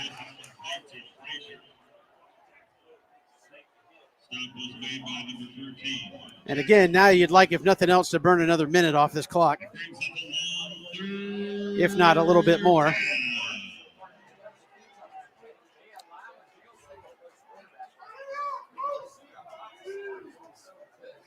So Cannon now a big 3rd down for the BC junior. 3rd and 14. Now they'll check back near side. Taking their time. 10 to go on the play clock. And what happened? Did Danny Britt call timeout? No, called timeout by Buford. So Buford takes a timeout. We'll take it with him. 3:12 to go. This is Cadet Football built by Islands Ace Hardware on WatchBCSports.com. BC Brothers Moving is Savannah's most trusted moving service. From residential to commercial to packing supplies, BC Brothers does it all. Let BC Brothers' energetic, trustworthy team wrap it, pack it, and move it for you. Check out BC Brothers online at bcbrothersmoving.com or give them a like on Facebook. Back here at Buford, Cadets lead at 14-10, coming up in 3 minutes and 12 seconds or so. We'll have the Bernard Williams Cadet halftime report here from Buford, and we'll recap the first half and more for you. Of course, Cadets will have their first home game of the year next week, and Christian and I look forward to coming to you from Memorial Stadium next week for the home opener. So 3rd down and 14. And I think nothing much has changed here, Christian, right? You want maybe half of this, burn some more clock, and then you have decision time if you want to punt it. And let's see how aggressive they feel. Let's see how confident they are in their quarterback and their offense. You can hand the ball off if you want to play defensive, or you can go for it. So Cannon here on 3rd and 14. Here comes a blitz off the edge. Going to step up in the pocket, avoids, and going to let it go. Has a man. It's Bubba Frazier. Too strong. And he was very close to being across the line of scrimmage, and I think they're checking to see if he was. He was not. They'll punt it away with 3:01 to go. And again, we love the awareness there from Stephen Cannon. You see a guy flashing open down there in white, especially if it's Bubba Frazier. You're going to cut that one loose.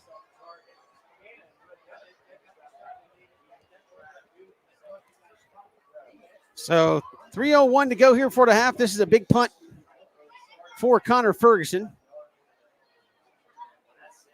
And trying to punt him as deep as possible. Here's Ferguson. Gets another high-hanging punt off again. Going to come down fair. Caught inside the 15, down at the 13. So that's where Buford takes over. 2:54. Christian Gokel to go here before the half.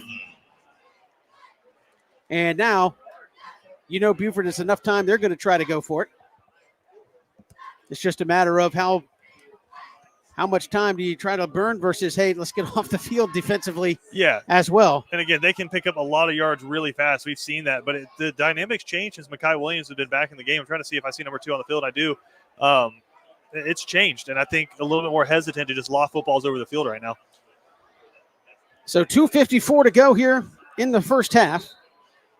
BC's got an offensive touchdown and a defensive touchdown. 2 weeks in a row with a defensive touchdown. 2 pick sixes in the first 2 weeks of the season. Here's Raiola out of a pistol. And they'll give to the tail of that pistol. No, he's going to keep it. And nicely read by BC. They'll stack him up. 3rd, Scroggins, Larson Little there to make the tackle. I think that's a little miscommunication there. And Raiola just had to eat it. And I think maybe the biggest win of that play is you get a hit on their quarterback for free. And he lost the helmet, so Raiola's going to have to come out. They're going to have to go with the backup, TJ Wilcox, who's a senior, at least for this play. So if you're the Cadets, are you just key and run here? I can't imagine you're going to let him cut it loose from the 11-yard line here right before the half. So trips up top of the formation. BC showing blitz. Now they'll back out of there. And Wilcox going to give it straight ahead. BC reads it nicely, but a missed tackle there. And Great nice tackle. Zach Maxwell from the cornerback spot saved about 10 yards there on the outside, and it'll bring up third down. Now you wonder if Danny Britt burns a timeout. I don't think so with the lead. Maybe if you stop him here. Zach Maxwell last week stacked firewood, defensive player of the game, and a lot of that was because he was able to hold his edge down like he did right there. He used the last line of defense. Raiola is back in at quarterback for Buford. Had to sit out that one play. And now on 3rd and 11. He'll take the snap and they'll fake it. Raiola, almost had a sack there. Third Stroggins. He'll wind up, throw way across the field. Somebody's got a beat on it, and it's intercepted. Wyatt Easterbrook. BC probably as good as a punt.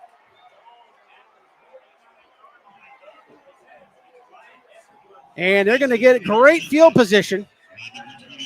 And that was much like the other deep ball, just kind of hung it up in the air, and you saw JoJo Sutton had a beat on it. Easterbrook had a beat on it. It's a great job by the guys back in the secondary and coverage, but if you're Buford, I think that's a good play by Raiola. He's like, either it's incomplete or it's a daggone punt.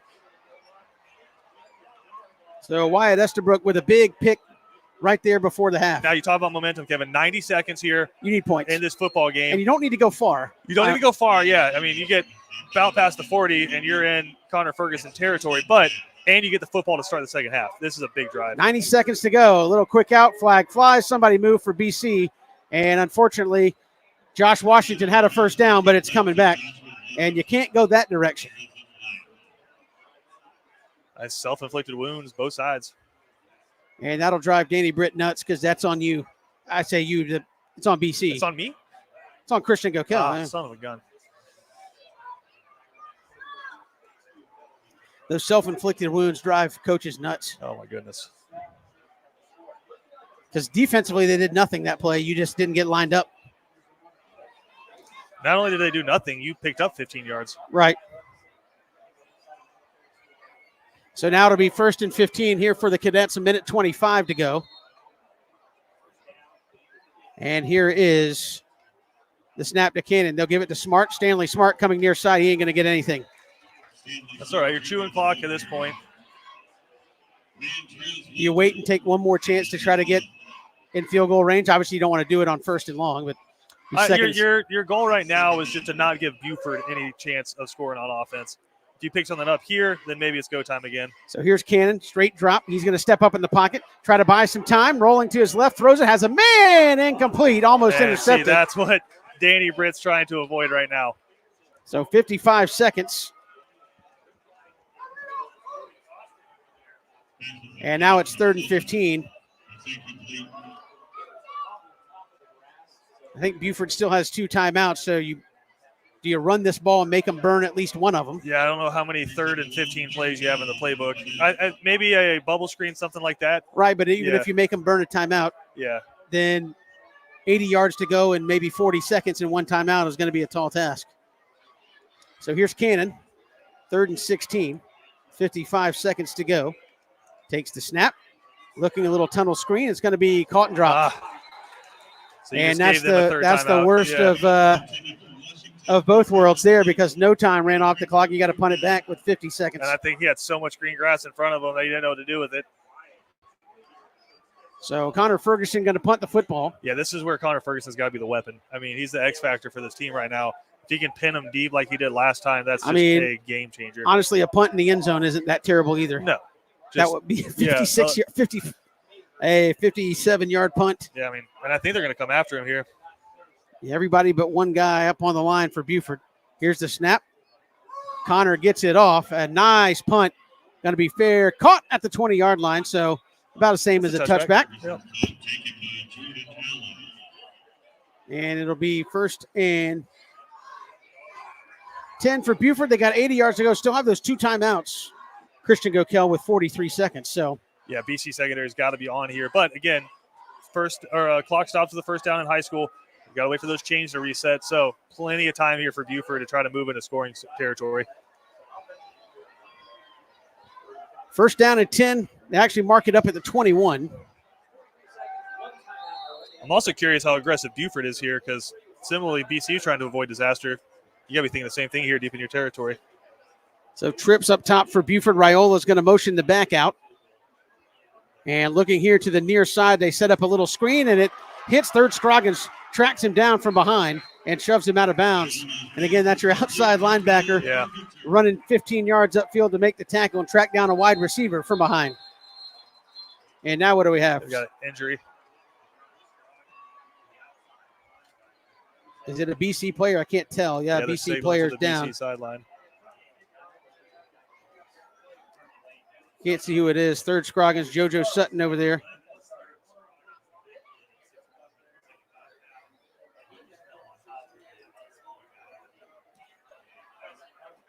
And they got him up. That's Mackay Williams. And Mackay had a bit of an ankle.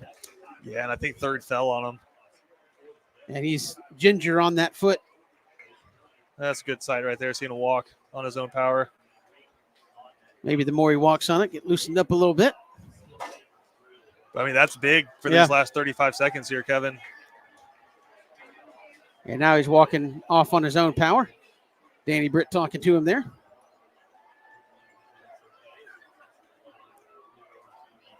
And a big play here for the BC defense. Oh, 100%. I would not be surprised if it's another big play action, deep shot. Especially with Mackay walking off the field here. That's why I'm saying it. So 1st and 10 from the Wolves 41. Raiola going to call out the protection here. And here's the snap. He looks here to the near side. Going to wind up on the wheel route a little big. And, I think if Josh Oh, my goodness. That is a horrible play. The wide receiver initiated the contact. That was not on Josh Washington. He didn't even try to make contact. No, he's got a right to run and try to intercept that football. That is terrible. Justin Baker changed the route at the end and kind of ran at him. I think he's trying to play defense. Yeah, Washington was not trying to hit him at all. And you're going to get against BC. First down, going to move the change, and that's tough. It's just one of those ones, Kevin, the officials, and I understand it's for player safety, they're just so pre-programmed. If they see any contact above the head and neck, it's usually going to go against the defense. So they ran the wheel route out of the backfield that time. BC had it played pretty nicely. And here's Raiola. They've run this same formation the entire drive. Trips up top. And one receiver here to the short side. 27 seconds to go before the half. And here's Raiola. Straight drop. Comes back to the near side. It's going to be caught and tackled up JoJo Sutton. And shoved him out of bounds. And the clock is going to be stopped with 16 seconds to go. The official on the sideline said roll the clock and then stopped it. So I think Buford took a timeout. Or did they? No. They're huddling up around. Yeah, they stopped the clock. Timeout. Buford. So I think Buford should have one more left, unless I've miscounted here in the first half. I believe you're right. So it'll be 1st and 10 from the Cadets' 23-yard line. Again, you're trying to force a field goal here, and they're going to be taking shots at the end zone.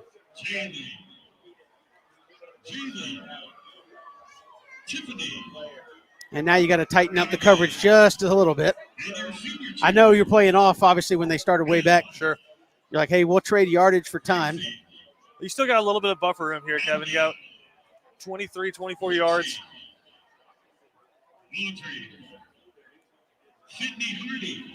So a big play here for BC defensively. We've said that a lot, but I mean, what's so cool about this is that we're in week 2, and it feels like a daggone playoff game. It really does. Good atmosphere tonight here in Buford.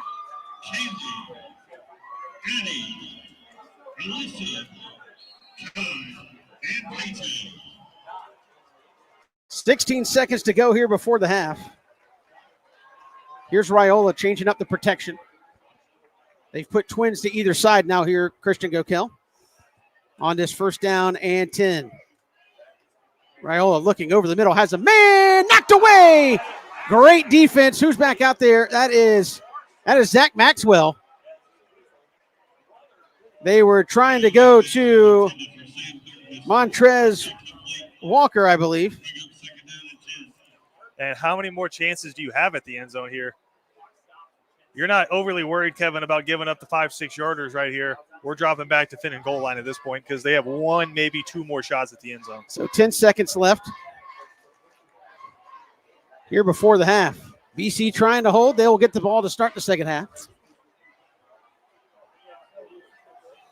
6 seconds on the play clock. Buford going to have to hurry. 2 seconds, 1 second, and they snap it. A little toss sweep. BC reads it well. Can they hold the edge? They do, and they're going to be tackled for a loss. Flag comes in on the far sideline with 3 seconds. BC's clapping. I would imagine it's got to be against Buford. Unless it's a face mask. Trying to extend the edge there. Danny Britt's talking to him. There on the far sideline. And BC read that beautifully. Do they have one timeout? Apparently not. They would have used it there because that play clock was down dangerously close. Well, my thought is they couldn't use it if they were going to run that toss sweep because you have to call a timeout inside. And so that's going to back it up. This probably takes him out of field goal range. So that's going to push the ball all the way back to the 33. You're talking about a 50-yarder from here. So 3 seconds to go here before the half, and that was a big penalty. Yeah, Buford. They had one more. Yeah, they had one more timeout. Took a timeout there. So that should be the last one. Boy, I just can't believe they wouldn't take the timeout there once it got inside 10 on the play clock. Well, again, I think they were trying to run that toss to either, hey, if it hits, great touchdown, but I think maybe they were trying to get it where their kicker feels comfortable. It's a lot harder to fade the ball than it is to pull it, so I think maybe just trying to get a little bit more yardage and get it where their kicker felt comfortable, but obviously it didn't work out. So now for Danny Britt, the message is simple. Galen Houston, the message is simple. Just keep them out of the gold area. How's that Hail Mary defense? Oh, it looks like they might be trying a 50-yarder here. The kicker was not out there before they called that timeout. So when you look at him, you got it? He's like, got it, coach. And he's never going to say, I don't got it. So this is J.D. Greger. This will be a 50-yarder from the left hash.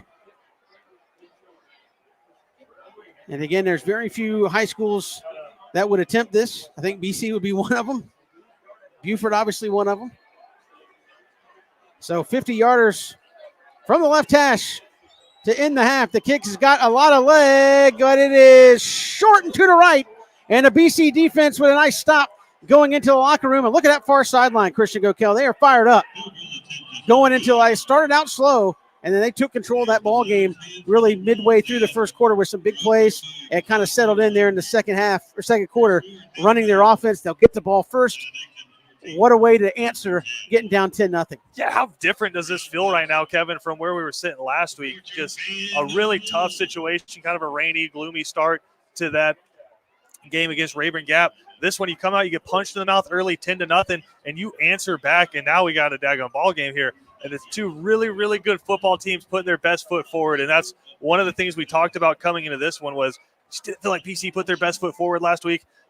That last 2 minutes of the first quarter and that second quarter, that was some BC football. We're coming right back. We've got the Bernard Williams Insurance Cadet Halftime Report here from Buford, and this is Cadet Football, built by Islands Ace Hardware on WatchBCSports.com.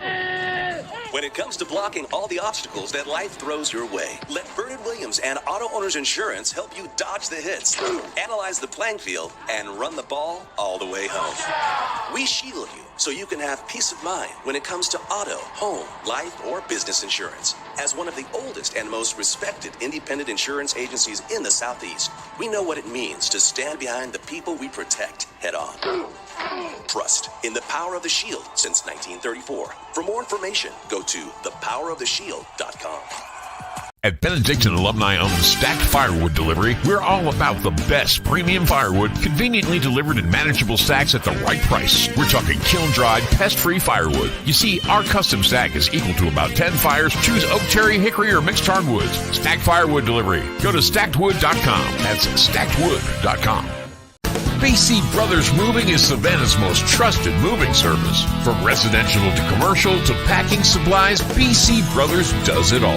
Let BC Brothers' energetic, trustworthy team wrap it, pack it, and move it for you. Check out BC Brothers online at bcbrothersmoving.com or give them a like on Facebook. I'm good. Welcome back here to Buford, the Bernard Williams Cadet halftime report. Cadets leading at 14-10. Christian Gokill is started off 10-0. They were in a big hole, and then all of a sudden you had the big touchdown pass on the slant in route to Bubba Frazier, made a couple men miss, got the touchdown, and then a big tip pass intercepted by Mekhi Williams goes for a pick six. 2 pick sixes, one each of the first 2 weeks, and the Cadets go up 14-10. So quite the answer. If you're in the locker room, I think if you would have asked Danny Britt 5 minutes into the first quarter, different halftime speech than what you're giving right now. I think it's keep fighting right here and go take the football game, right? That's what great football teams do, is they've given you an opportunity. We get the ball first in the second half. Go take the football game and stay after them. And so far, they've done a good job. Yeah, we talked about this before the game. There's very few things that are as dangerous as a really good team coming off of a loss. And obviously, that kind of shaves both ways when you have 2 really good teams coming in off of a loss, but a home team coming in off of a loss, as good as they are, you knew that they were going to come out firing. And they absolutely did. Hit a big shot there on the first play of the game, and they were able to punch the football in 3 plays later. I think the momentum started to shift when you get the stop inside the 10-yard line, force the field goal, and then get the football back. I think that's what BC was like, okay, they're not going to score every dang time they touch the football. So you're able to flex a little bit there, get the ball back, and then the offense showing again the defense, hey, we got your back. You're not going to have to pitch a shutout from here on out. We can put up some points. And then the defense is like, hey, we're going to get on the action as well.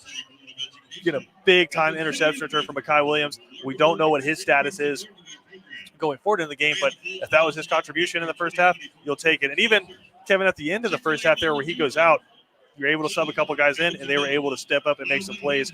Even the officials tried to help the team get down the field there a little bit. But, man, just the resiliency of this team, I think, is so huge. And the fact that it's in football, you're never as bad as you think you are. You're never as good as you think you are.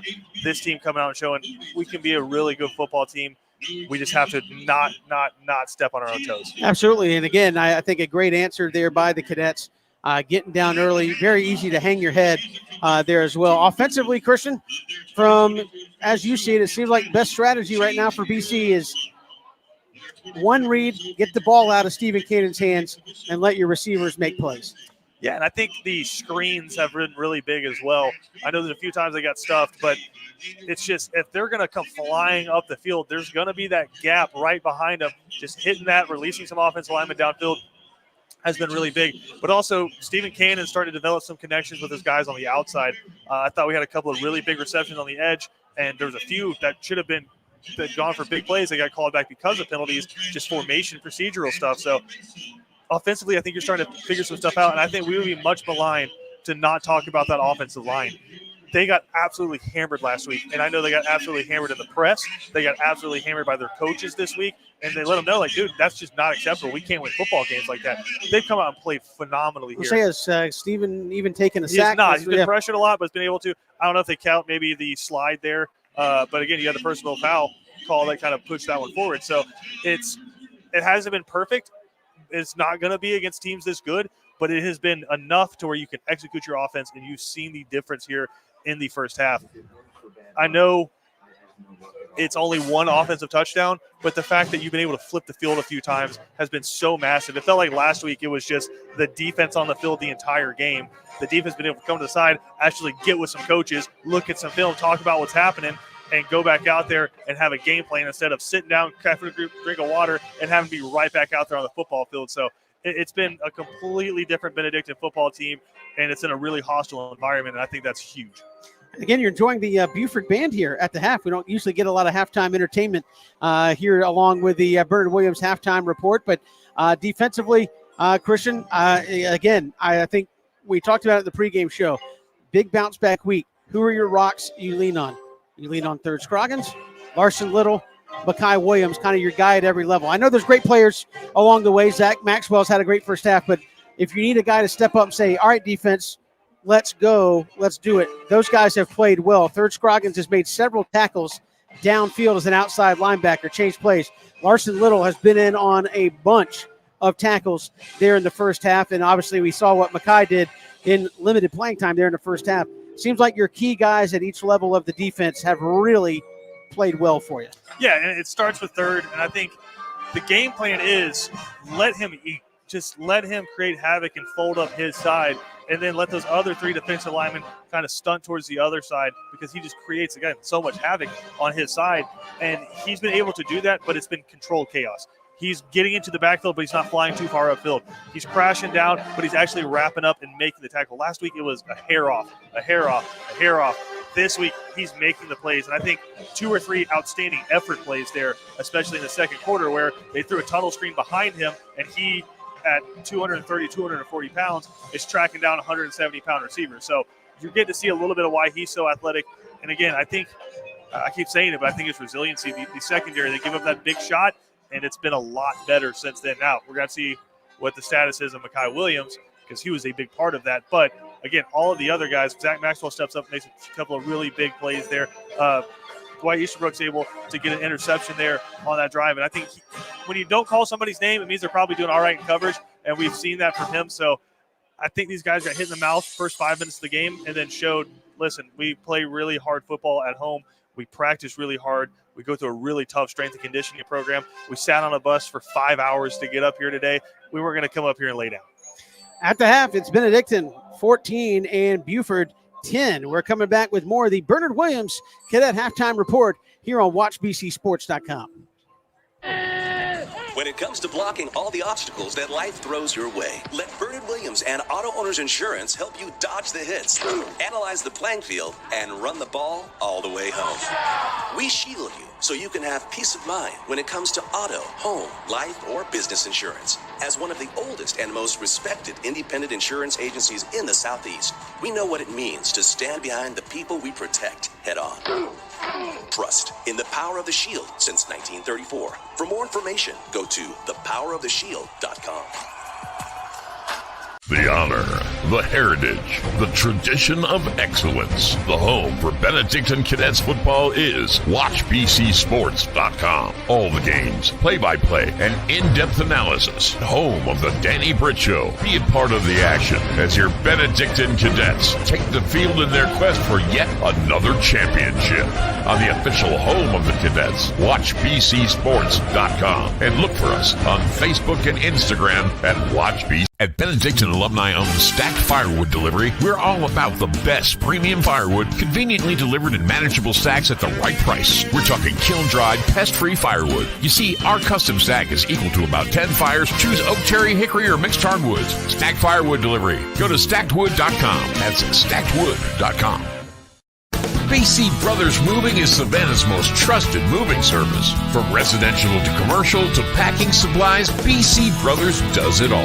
Let BC Brothers' energetic, trustworthy team wrap it, pack it, and move it for you. Check out BC Brothers online at bcbrothersmoving.com or give them a like on Facebook. Looking for authentic, traditional Southern cuisine for your next special event, reunion, wedding, or celebration in Savannah? For over 45 years, Barnes Restaurant is the most experienced, trusted caterer in all of Savannah. Groups 50 to 5,000. No event too big or small. Barnes does it all. Online at barnesrestaurant.com.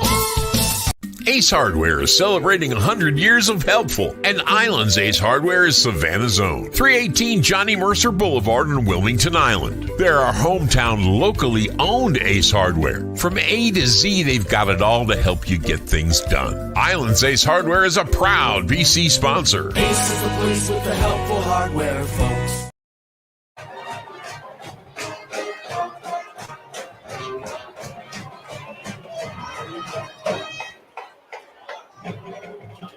Cheers, cheers for Old Notre Dame, the fight song here for Buford at the half. BC leading at 14-10. Kevin Thomas, Christian Gokel here on the Bernard Williams Cadets halftime report here from Buford way atop the stadium up here. It's a good ways up and a nice football stadium. They are building a mecca down the street, Christian Gokel. And this is quite the complex over here. Again, this is Buford City Schools.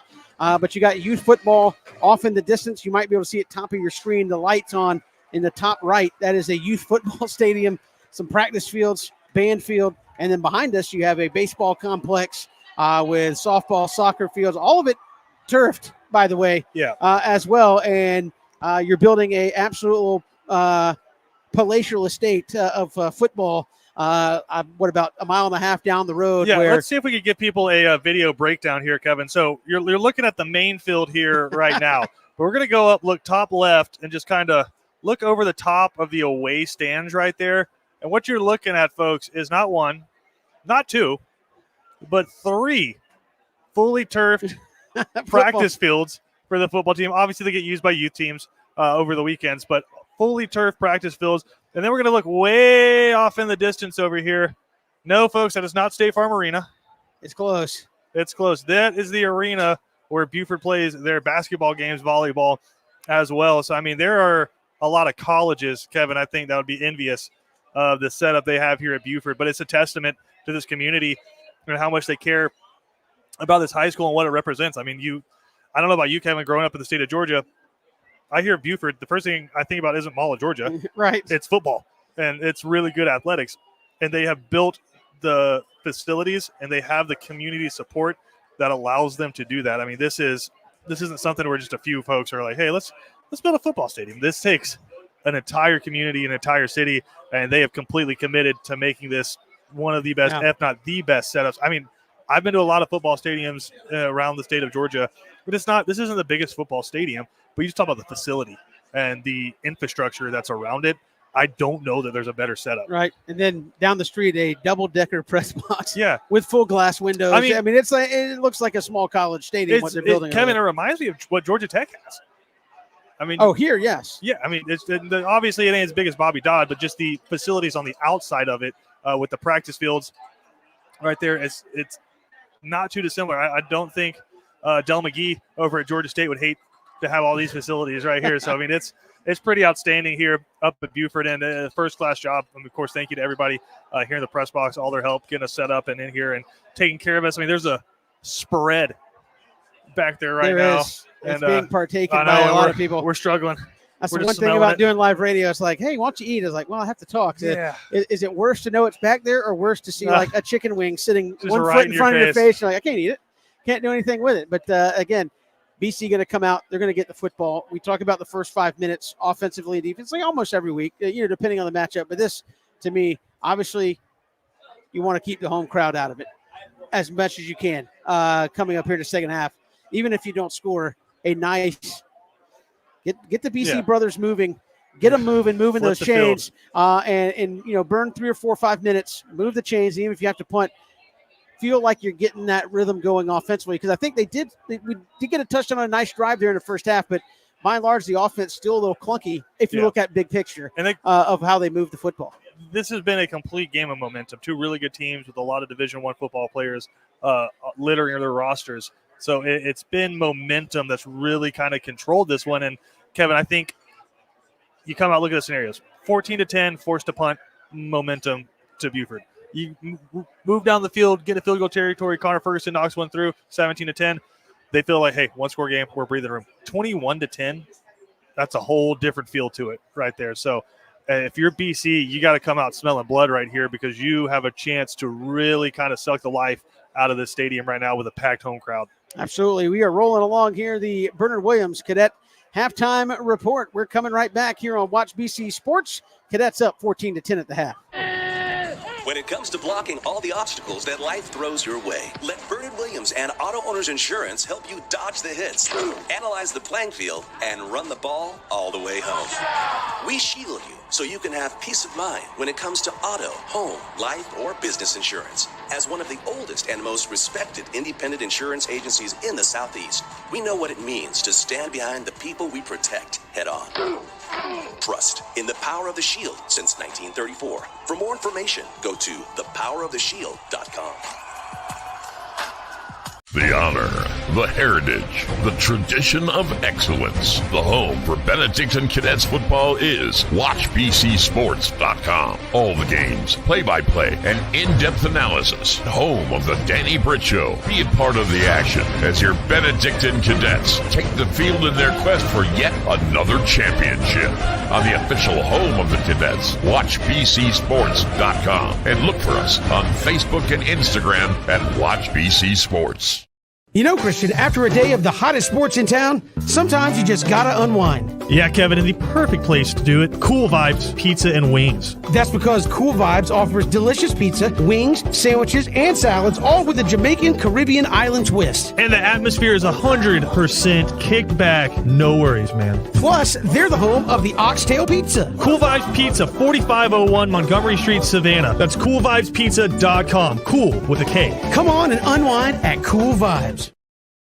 At Benedictine alumni-owned Stacked Firewood Delivery, we're all about the best premium firewood, conveniently delivered in manageable stacks at the right price. We're talking kiln-dried, pest-free firewood. You see, our custom stack is equal to about 10 fires. Choose oak, cherry, hickory, or mixed hardwoods. Stacked Firewood Delivery. Go to stackedwood.com. That's stackedwood.com. Welcome back here to Buford.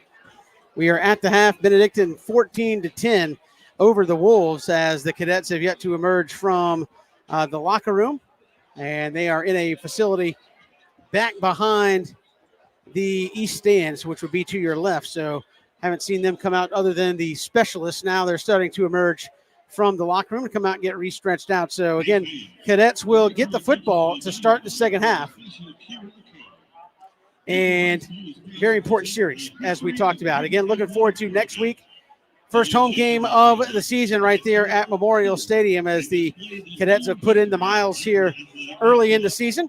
And again, you talk about some of that region schedule that's going to be coming up. Looking around tonight, you got a big one down in South Georgia with Ware County and Coffee.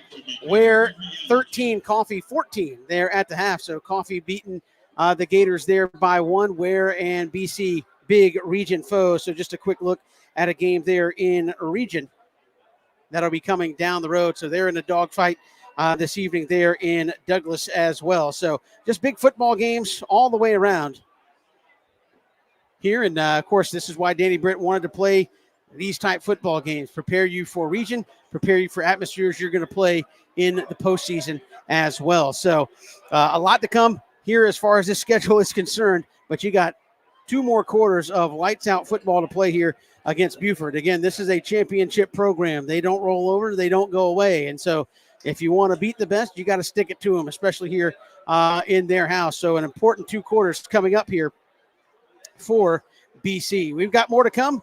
Second half coming up right around the corner. This is the Bernard Williams halftime report right here on WatchBCSports.com.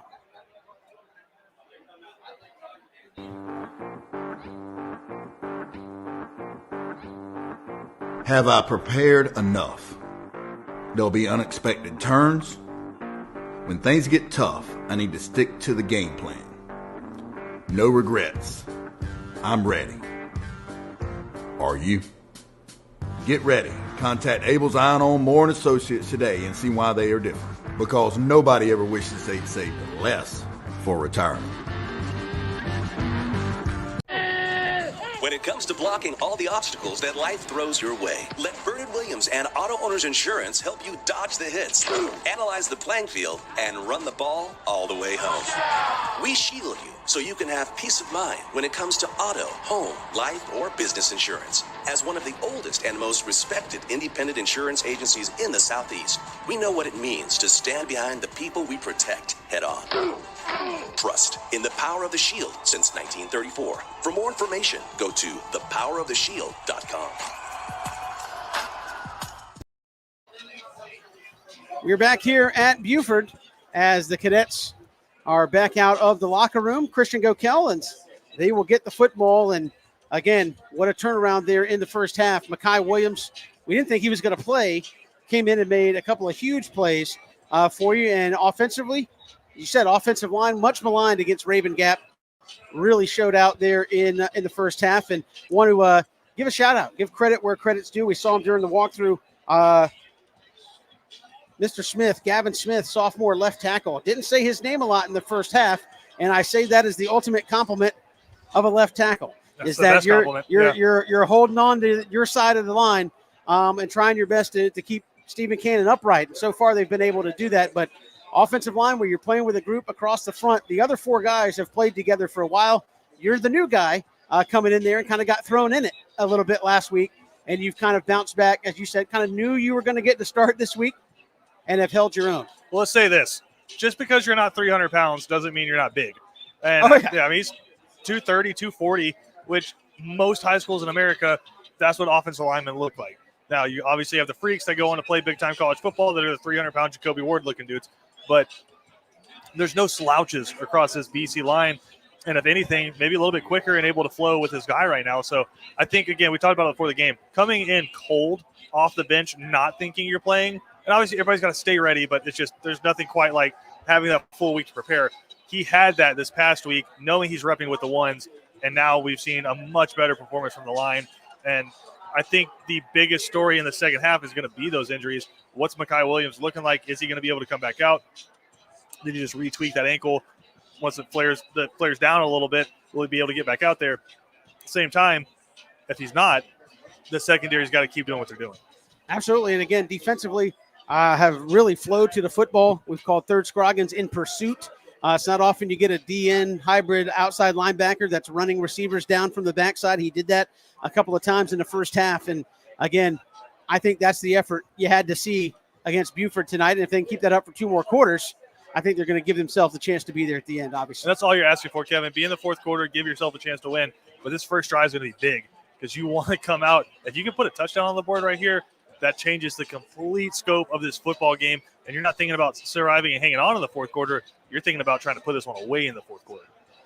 So a couple of seconds left to go, and then we'll be ready to go. That's going to do it for the Bernard Williams Cadet Halftime Report. Thanks to Bernard Williams Insurance. They've been with us, Christian Gokel, since the beginning. And great folks there at Bernard Williams. Check them out for all of your insurance needs. And they are wonderful folks.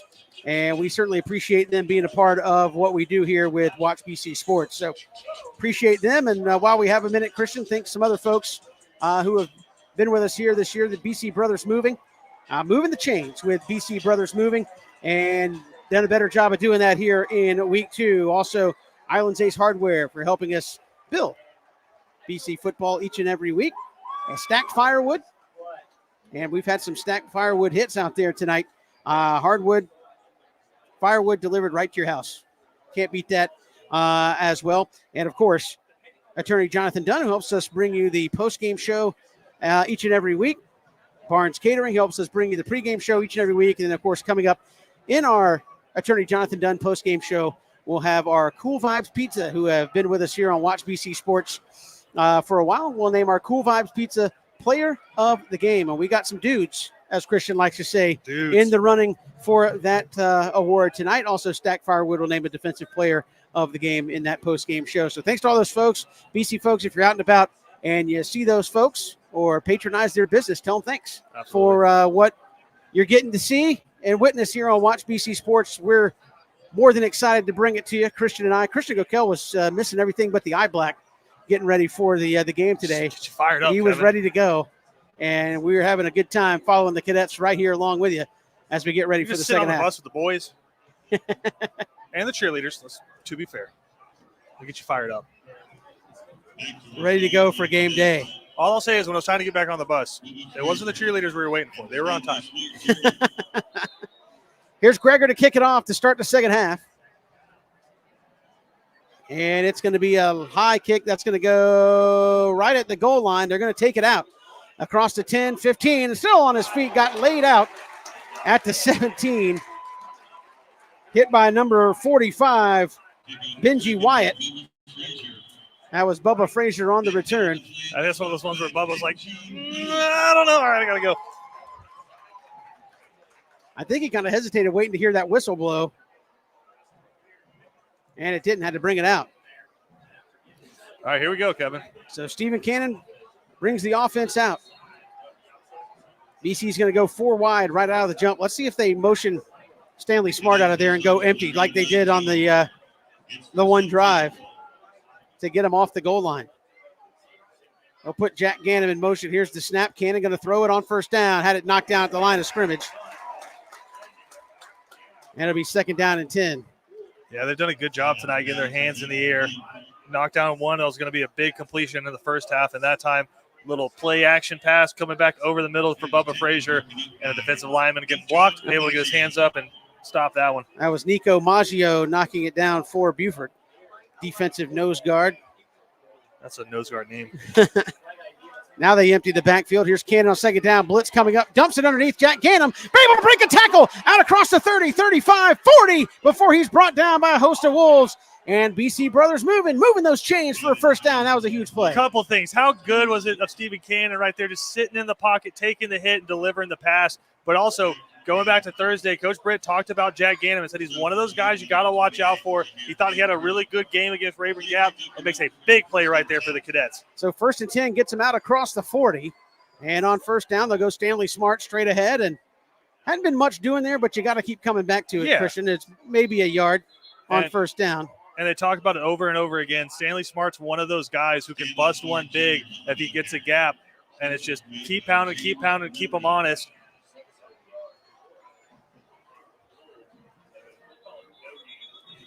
So now we have a stoppage. They're going to send Jacoby Ward off for something. And now BC's going to have to find a right tackle. Who's that, Cam Cody? Well, there's worse guys you can run out there. That's a pretty good body right there.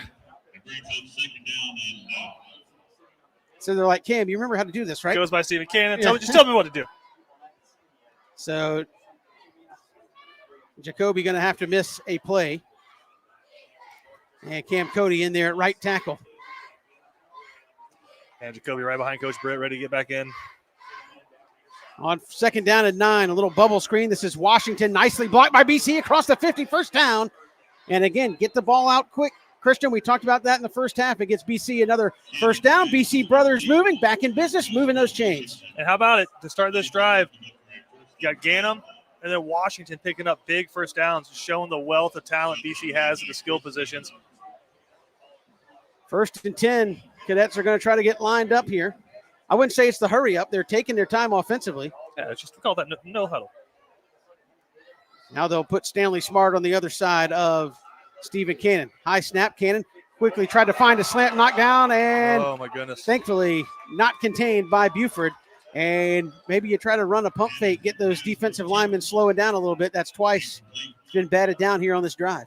Again, I think a lot of it has to do with BC's having success blocking them now, and they're just saying, hey, if you're going to go quick passing game, as soon as we feel and see you, we're getting inside your chest, we see that quarterback rear up, we'll put those hands up.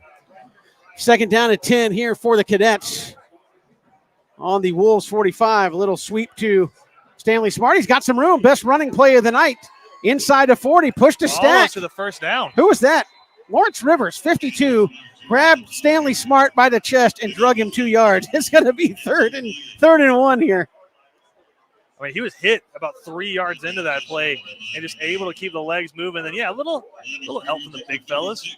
It's at BC Brothers, baby. That's right. Not quite moving the chains yet. 3rd down and 1. Stephen Cannon. They're going to go under center. Buford expecting that run. They're going to come straight ahead. Stanley Smart, he'll have the first down. Hold on to that football. And he'll be brought down at the 33. Dial up, BC Brothers moving. They're getting busy here in the second half. Schedule your moving appointment with BC Brothers. My goodness, they're moving the chains again. And we talk about it, Kevin, getting in range now for Connor Ferguson. So trips up top. Here's Cannon. Nice drive to open the third quarter. Here for BC, A.J. DePhillips. In his bag. In his bag, as they Let's say. Go. Come on, Kevin. You stole my. That's what happens when you have Gen Z kids. I'm Good job. trying to be hip for the kiddies out here. Here's Cannon looking. Has a man. Jack Ganem caught it to 10. What a leap and grab by Jack Ganem. And it'll be 1st and goal. We're going to mark him back at the 11 so they can get a first down at the 1. What a grab by Jack Ganem. He rolled inside the 10. Yes.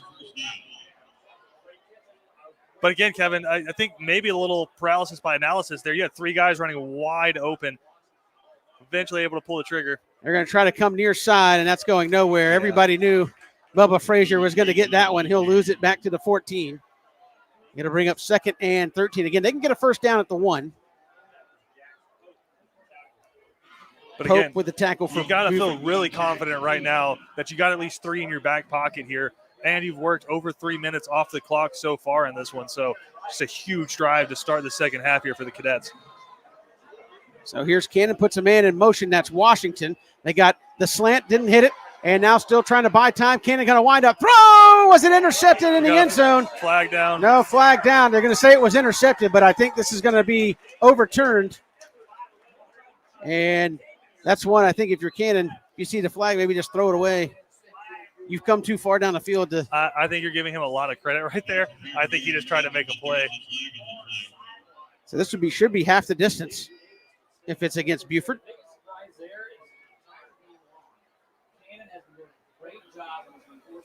So let's see what the official call is. Obviously, you dodge a bullet because that ball was picked off in the end zone. Holding defensively against Buford. Oh, watch out there, Mr. Official.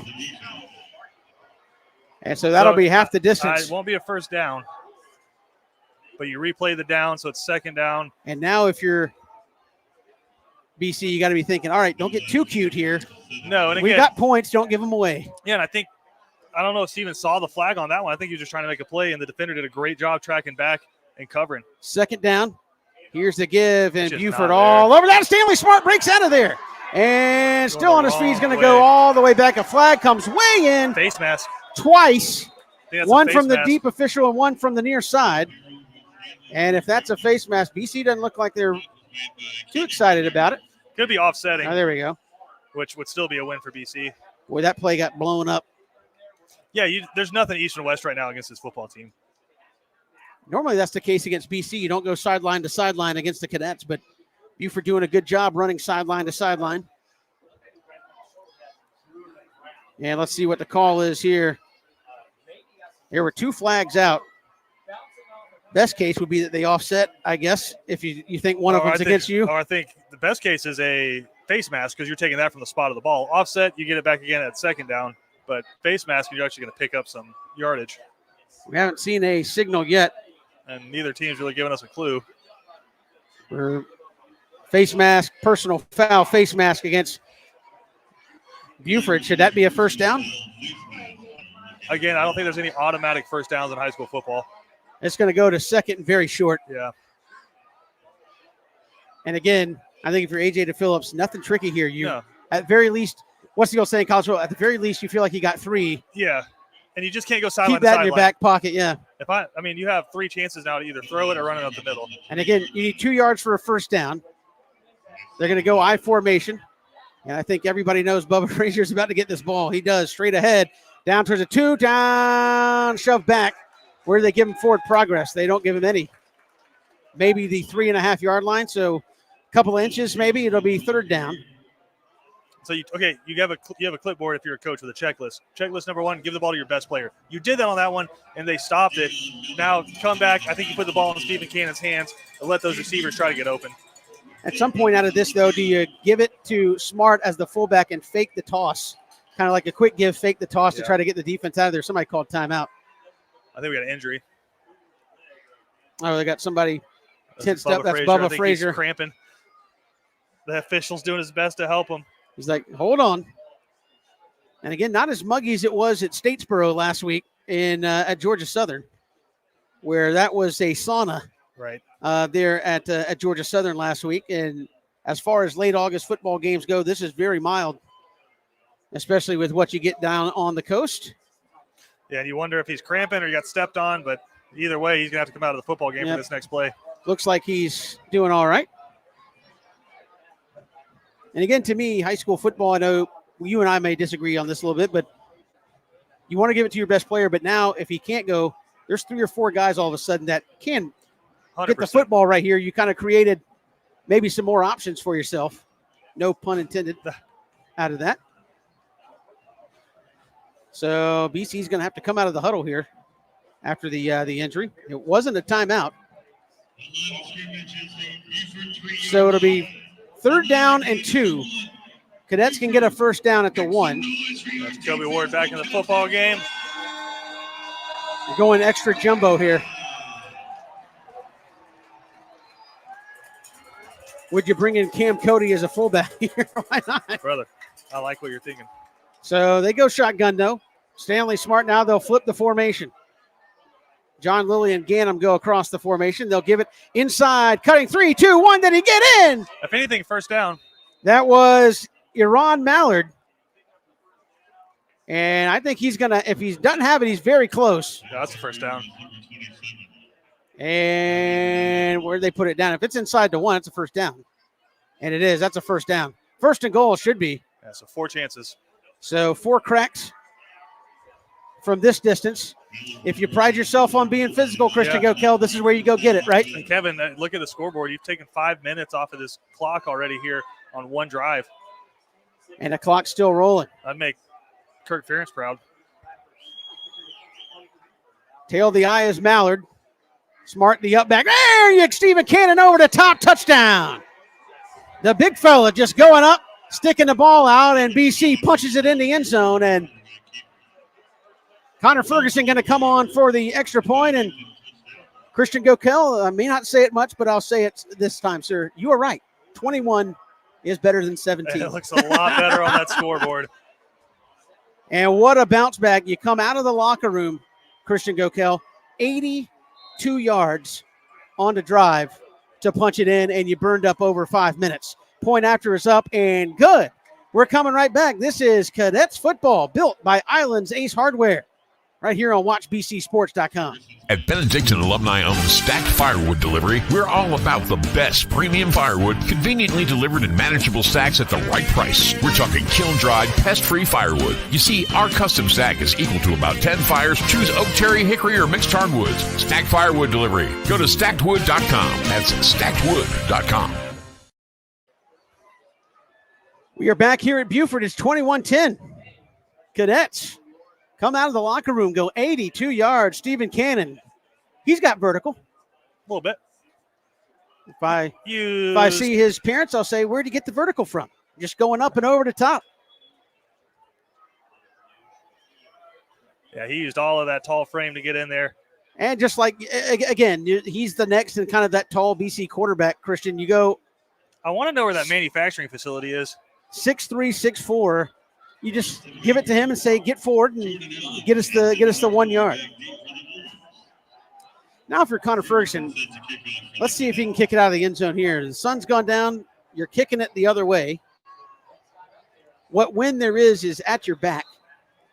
And BC's been kind of off in the kickoff. They've tried the pooch and then a couple of line drives. I don't know if that was by design. Yeah, like you mentioned, a couple of pooches there. Let's see if he just puts his foot into this one. That one much better, and that one is the Connor Ferguson we've come to know and love. He puts it 10 yards deep in the end zone, and that's more what you expect to see out of Connor there on the kickoff. So now, Christian, as big as that just was, going 3 and out here defensively is huge because you just took 5 minutes off and a chance to do it again. I mean, you can really punch that defense in the mouth and make them play a lot. I think the goal here, though, Kevin, is just nothing quick. Yeah. And if they're going to score, make them earn every single first down here. Keep everything in front of you defensively. You have a 2-score lead now, and you just took 5 minutes off the clock. Do your best to keep everything in front of you. Rayola's got an outstanding arm. We've seen that multiple times, and he's got threats all over the field. So here is Raiola. They'll come out, everybody in tight, and the 2 receivers to the short side. He'll take the snap, play action. We've seen this a bunch. Oh, just overthrown. That play was ran at least 3 or 4 times in the first half, Christian, with a lot of success, and they tried to set it up again. And again, I think it's his decision there. He can hand the football off. If he's got the numbers, which he did, you drop it off into the flat, and if they crash down, you have a wheel route on the backside of it. You're running triple option, and he made the read. It just came out firing a little hot. Here's Raiola out of a shotgun. Receiver to either side. Inside give. BC there. Third Scroggins going to hit him. Cam Cody. And he's going to get about a yard up the middle. And just a massively big third down coming up here. Yeah, that was Justin Baker. They got Justin Baker, Ethan Irvin, and Dylan McCoy, who have all taken carries here. They've hurt you with the underneath stuff just like you've hurt them. I'm curious what BC comes out and plays. Do you man up or do you drop back into that zone that they play so well? 3rd down and 9. Is that Mekhi Williams at the high safety? It is. At the back of that BC defense. Trips here to the short side. for Buford. BC showing blitz. Somebody get there on the inside. Raiola's got a roll. Flag Holding. comes out. Holding, caught, and dropped. Incomplete. Incomplete, but a flag coming out. They were holding big time. Who was that coming off the edge? That was Colby Brennan. Came up from his linebacker spot, and they were grabbing him on the back of the jersey because he was coming untouched. And Danny Britt's going to say, nope, we want the football. And that burned off 30 seconds to a minute. It's 5:58 to go in the third quarter, Christian. Not very much time coming off the clock there. And you're going to put Buford's defense right back out on the field. And again, you're just talking about chances that you got to take advantage of. If you're the Cadets, you have completely stolen momentum. You need a solid return here. Nothing crazy. I think, is it going to be Mackay back there to return it? Yep, and you're going to get decent field position. He's at the BC 46 here. So again, just catch it. Don't worry about if the return's on, great. But first and foremost, fair catch that football and just set your team up with great field position here because you got a chance to do something here on this next drive. Here's the snap. They'll rugby style it away from Mackay. And it wasn't Mackay. It looks like Josh Washington who was back there. And that thing takes a huge Buford roll inside the 25 to the 24. That was Josh Washington back deep for BC. And that's where the Cadets will take over. But again, now you got 75 yards. Run your offense, right? You stuck with the run game a little bit. It did pay off for you in some instances, but it opened up some things in the passing game as well. Well, it keeps the linebackers honest, and it keeps the defensive ends who start to get those hands up a little bit honest. And, again, your best plays right now are just to the flats. Just running those screens and hitting the receivers when the DBs drop back off. Just stick with what has been working. Jack Gannon with two big plays last drive. He's in the near slot. Here's Cannon. Quick out, caught, and did he catch it, drop it? Nope, dropped it. Tried to turn upfield before he fully got it in. That was Josh Washington. And it's small plays like that, Kevin, that you just can't have when you're playing a football team this good. You're trying to put them away right now.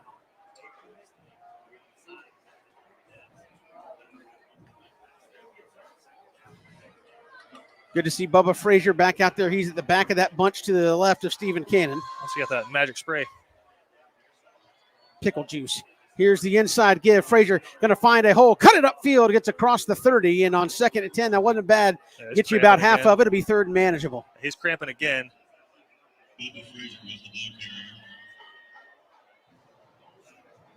And listen, this is one of those games where, again, we were there 5 hours on the bus today, more than that, to get up here for this football game. And it's just one of those things where you do your best to make stops and get the legs loose and let them stretch it out a little bit. But eventually there's a reason they call it home field advantage. And this is one of those reasons. These guys got to kind of roll out of school about 3 o'clock, go sit in the locker room, relax for a couple hours, hydrate. Cadets sit on the bus. Not make excuses. Again, Buford's going to have to make this trip next year, but could be one of the big reasons behind why he's cramping up right now. So just an outstanding athlete there. We got to offer to play football at University of Georgia. They don't lightly hand those out. So just an outstanding athlete, but the hydration's big. I know it feels great. It's still hot and humid in Georgia. When you got all the pads on. And it's August in Georgia. And when you're asking these guys to play both ways in some cases, not all the snaps. And I know Danny Britt told us, hey, we got to be careful about that with the schedule, not to go too crazy on the guys playing both ways. But still early in the season, it'll take a toll on you. And now I'm interested here, 3rd down and 5, Christian. Jack Ganem had 2 big plays. He did. On a drive last time. See if he can get open here again and open something up across the middle. Yeah, and they're kind of running a really old West Coast scheme where you have your outside receiver just going 5-yard little butt hook, and then you have your inside receiver kind of a little extended slant there, and it's been working well. I wonder if they go back to it. 3rd and 5. Oh, Buford showing a little blitz there. Oh, my goodness. And now they're checking back with the near sideline. Of course, Coach DePhillips up in the booth across the way. They try to steal a first down right there, a little hard count. Smart. Under 10 seconds on the play clock. 5 seconds to go. Here's the snap. Cannon, he's got pressure. Just need to buy some time. Tuck it and run. And he goes up. Oh, he's going to run out of bounds short. Oh, my goodness. And I know you don't want him to take a hit there, but you're talking about 1 yard. And he ran just a little bit short. Yeah, you got to put the shoulder down there. And now if you're Danny Britt. Yeah, man, go for it. This is the chutzpah call right here. Like, hey, go for it, man. Yeah, you got to get a yard. And he's leaving the offense out there. No, he's not. Nope. Oh, my goodness. I think up 2 scores, you don't want to give them a short field if you don't get it. Oh, but it's just. But, man, that was football. It really wasn't. It is close. Do you dare fake this? I think Buford's watching for that. And Connor's going to punt it away. Not his best punt of the night. Kind of a lower line drive and going to be returned out across the 35 to the 36 before Wyatt Easterbrook put the diamond cutter on him right there. And remember the old Diamond Dallas Page? Yeah. Grab him and boom. It's like 35 yards of field position there, Kevin. You can't go for a little quarterback sneak. It worked before. Does it work once? It works again. Make them prove you wrong. 90% of the time, it works every time. Yeah, man. Got a 220-pound quarterback back there, but it'll work. So 1st and 10 here for Buford. 4:49 to go here in the third. Cadets defense back out there looking for another big stop. Here's Raiola out of the shotgun. They'll fake it, come back near side. Got to be caught underneath and shoved out of bounds is Jordan Allen, pushed out by JoJo Sutton. Yeah, and I'm running that one until they prove they can stop it. And that's one that has been there all night long, just a little flow back underneath. Yeah. And if BC's going to run cover 4 with their linebackers inside, it's going to be there. The flats are going to be open. Now Buford going to pull everybody in tight.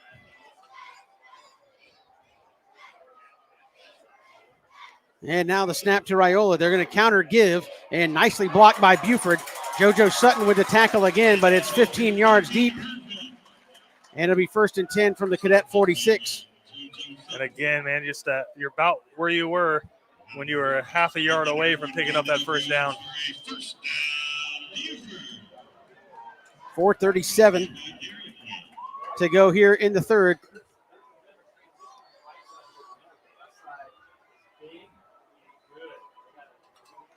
Here's a snap. They'll run the power toss here to the left side. Cadets trying to string it out. Wyatt Estabrook, what a tackle out there. He had a defender on him and shoved off and was able to bring down Ethan Irvin for no gain, and that was a huge play. They were trying to string the Cadets sideline to sideline. Man, it's just great football. You ran your alley as a safety.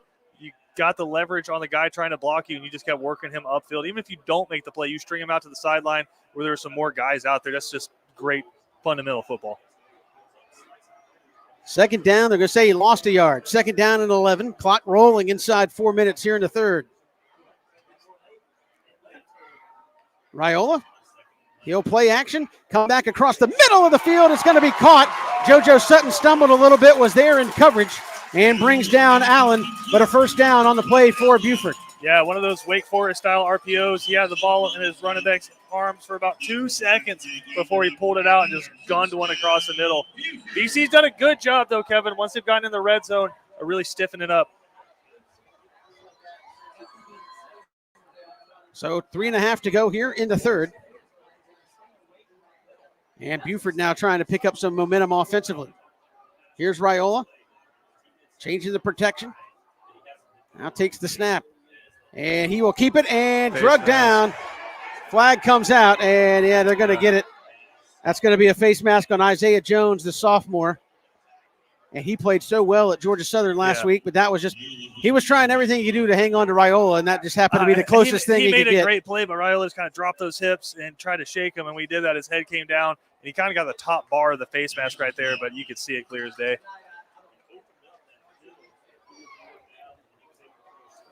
I think they might be talking, Kevin, about did it just graze the top of the helmet and pull it down instead of actually grasping the face mask.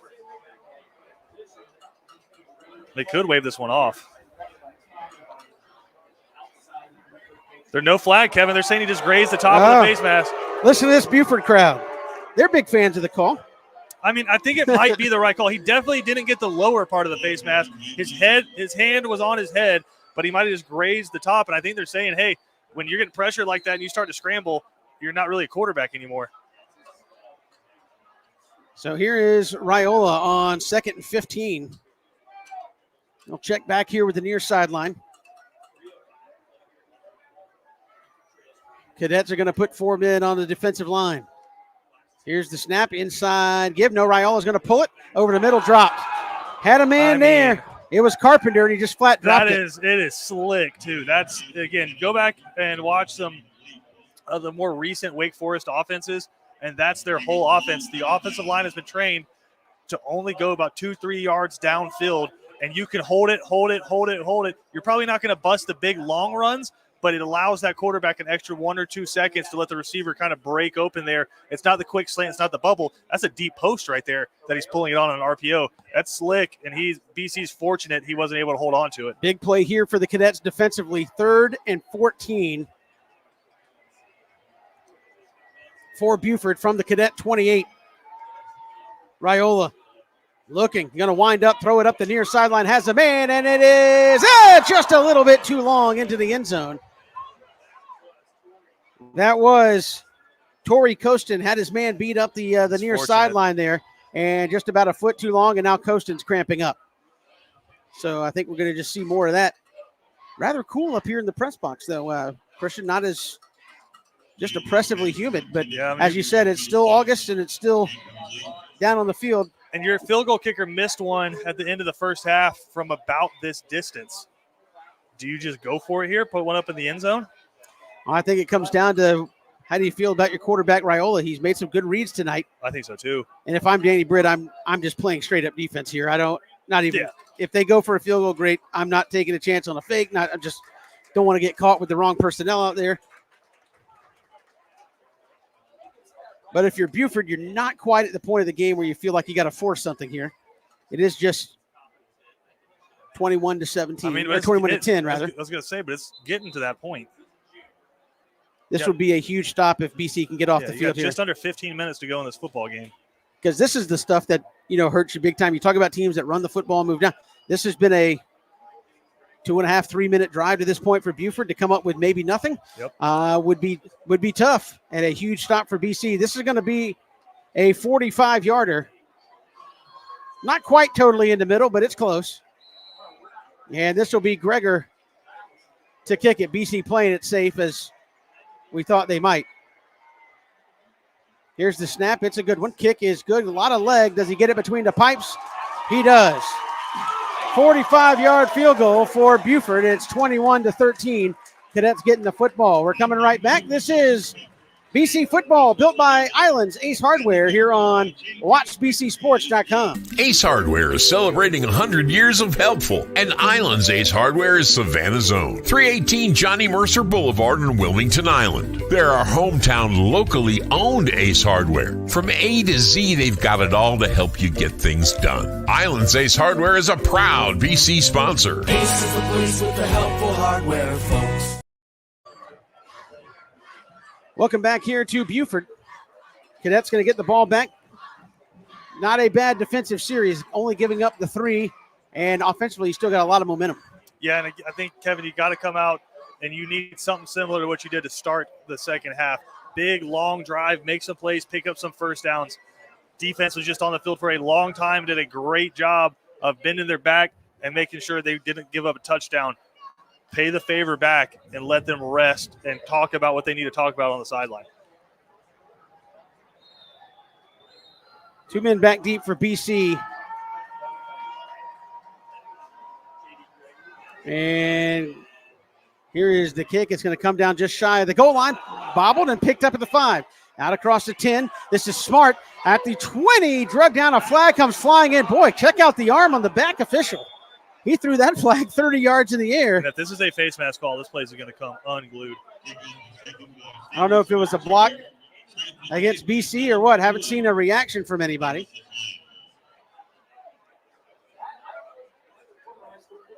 But that flag, man, sign him up. He said, let him know. Check the old owner collateral if you need some Tommy John after that. You let that thing just rip. Looks like they're probably marking it off here on BC. No indicator, but they haven't even looked at Danny Britt yet, so that's usually a good sign that he's not going to ask you what you think. Holding against BC. Yep. So mark it off 10 from the 19. So going to be at the 9-yard line. And now, no different. Christian, you're still up. a touchdown plus. Goal number 1, get it off the end, get it out of your end a little bit. Yeah, that's the A number 1 goal right now. Just avoid disaster for the next couple of first downs. So 1st and 10 here for BC, deep in their own territory. They'll give it empty here for Stephen Cannon on 1st down. Cannon flushed, got to get rid of it, throws it up, and did he make the catch? Oh, Jack Ganem almost came down with another one.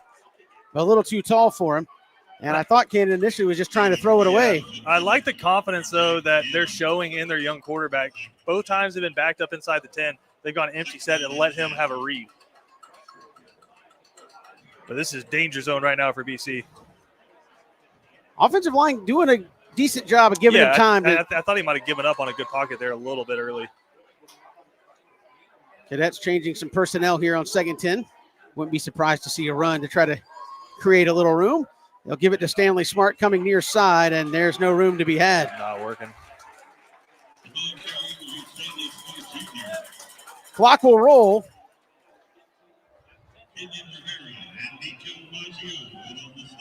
Just outside of 2 minutes to go here in the 3rd, and now you got to be careful here on 3rd and 9 3/4. And haven't seen Bubba Frazier out there in this offensive set, so this is where you're needing somebody to step up. Who wants the football right here, right? I think BC, yep, gonna go empty. Buford bringing a blitz. There it is. Jack Ganem. Oh, my goodness. He had him over the middle and just couldn't hang on.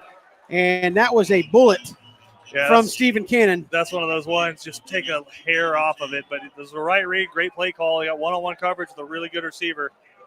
Now Connor Ferguson's got to be Connor Ferguson. Yeah. Need him to really get into one here. And that didn't burn up very much time either. Not at all. So Connor's going to punt it. He's backing up. He's 2-3 feet back in his end zone. I was going to say, you got room for a full punt. So here's the snap. Ferguson, puts a shoe into it all the way out to the 50. Going to be caught there and getting a wall set up. Somebody laid out 3rd Scroggins. There's a flag. It's coming back. And shoved out of bounds was Jordan Allen. Pretty clear. Yeah, 3rd Scroggins got hit between the 2 ones in the back. You got one right there about the 35, and there's another flag way back at the 50. And there's another one, I think, back over that way. Yeah, it was pretty clear as day. So the BC defense coming out towards midfield. Right. Obviously, if you're Danny Britt, you're taking the one closest to the 50-yard line. It's going to end up back around the 40. Yeah, so a 40-yard boot before the return by Connor Ferguson. And once again, he's done a good job of making sure they don't lose field position in the punt game.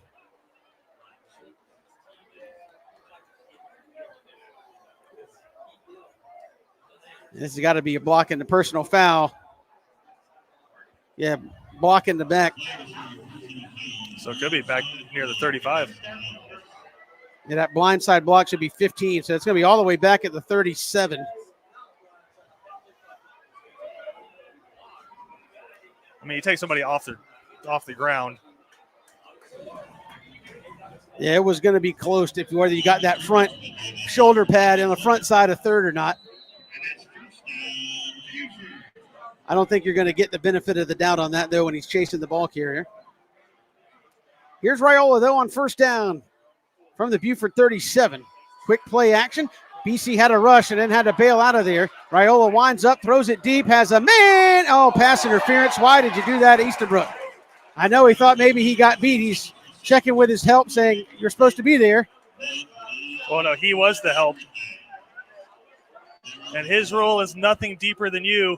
And something got deeper than him, so he drug him down. But, I mean, it's hard to do it on the fly, but you got to do the math, man. You're 70 yards away, 60 yards away, but still. Yeah. Not many high school quarterbacks are able to get the ball down the field that far. So that'll be a 1st down for Buford. 1:14 to go. So kind of just evens it back out. So the 48-yard line. Give both these quarterbacks credit. They've avoided pressure pretty nicely tonight.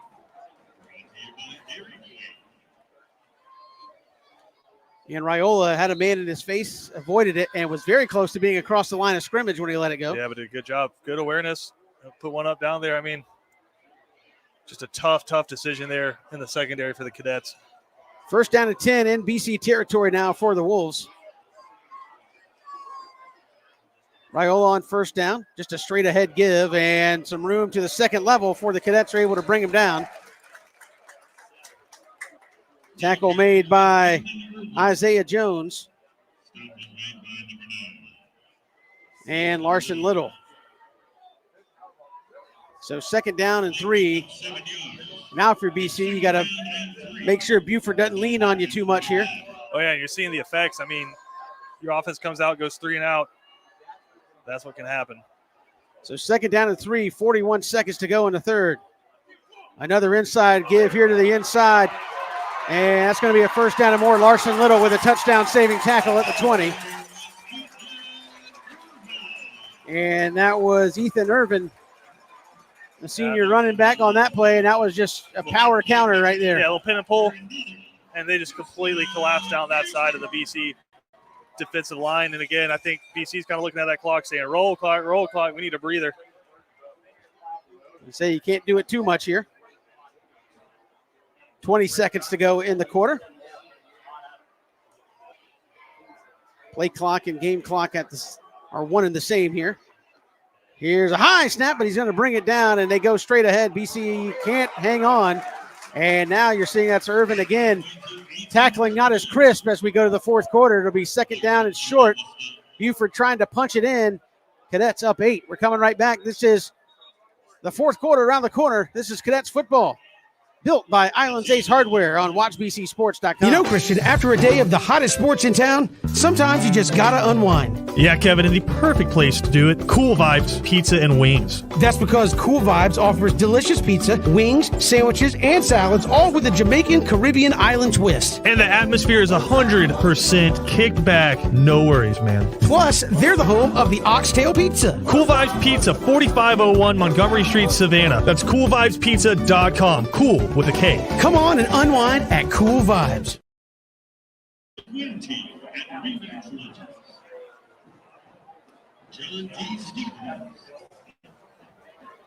Welcome back here to Buford. We go to the fourth. Cadets leading at 21-13. 12 minutes to go and a big 12 minutes. Obviously the effort much improved from Rabun Gap. I think defensively, if I'm Kalen Houston, Danny Britt, you're telling your defense, we're going to need another stop or two to really feel good about this. And offensively, you got to do something, much like you came out of the locker room with. Yeah, you can't hide for 12 minutes. And this is a huge fourth quarter. Starts off with a big-time chance to make a stand here inside your own 15-yard line. So there's nowhere to hide. This is big-time Georgia football right here. North Georgia versus South Georgia. A lot of excellent players on the football field right now. Somebody is going to have to make a play here in the fourth quarter. So second down, and we'll call it 3. They can get a first down inside of BC's 10-yard line. Power formation to the left. Here's Raiola. Cadets trying to get lined up. They'll give straight ahead and close to a first down, but the Cadets going to push him back. They blow it dead before he gets the first down. And so it's going to be third and short here. Probably third in the length of the football, Christian Gokel. And that clock keeps moving. Well, that's the best thing that can happen. Again, they need a touchdown and a 2-point to even it up, but still all the momentum right now in green and gold.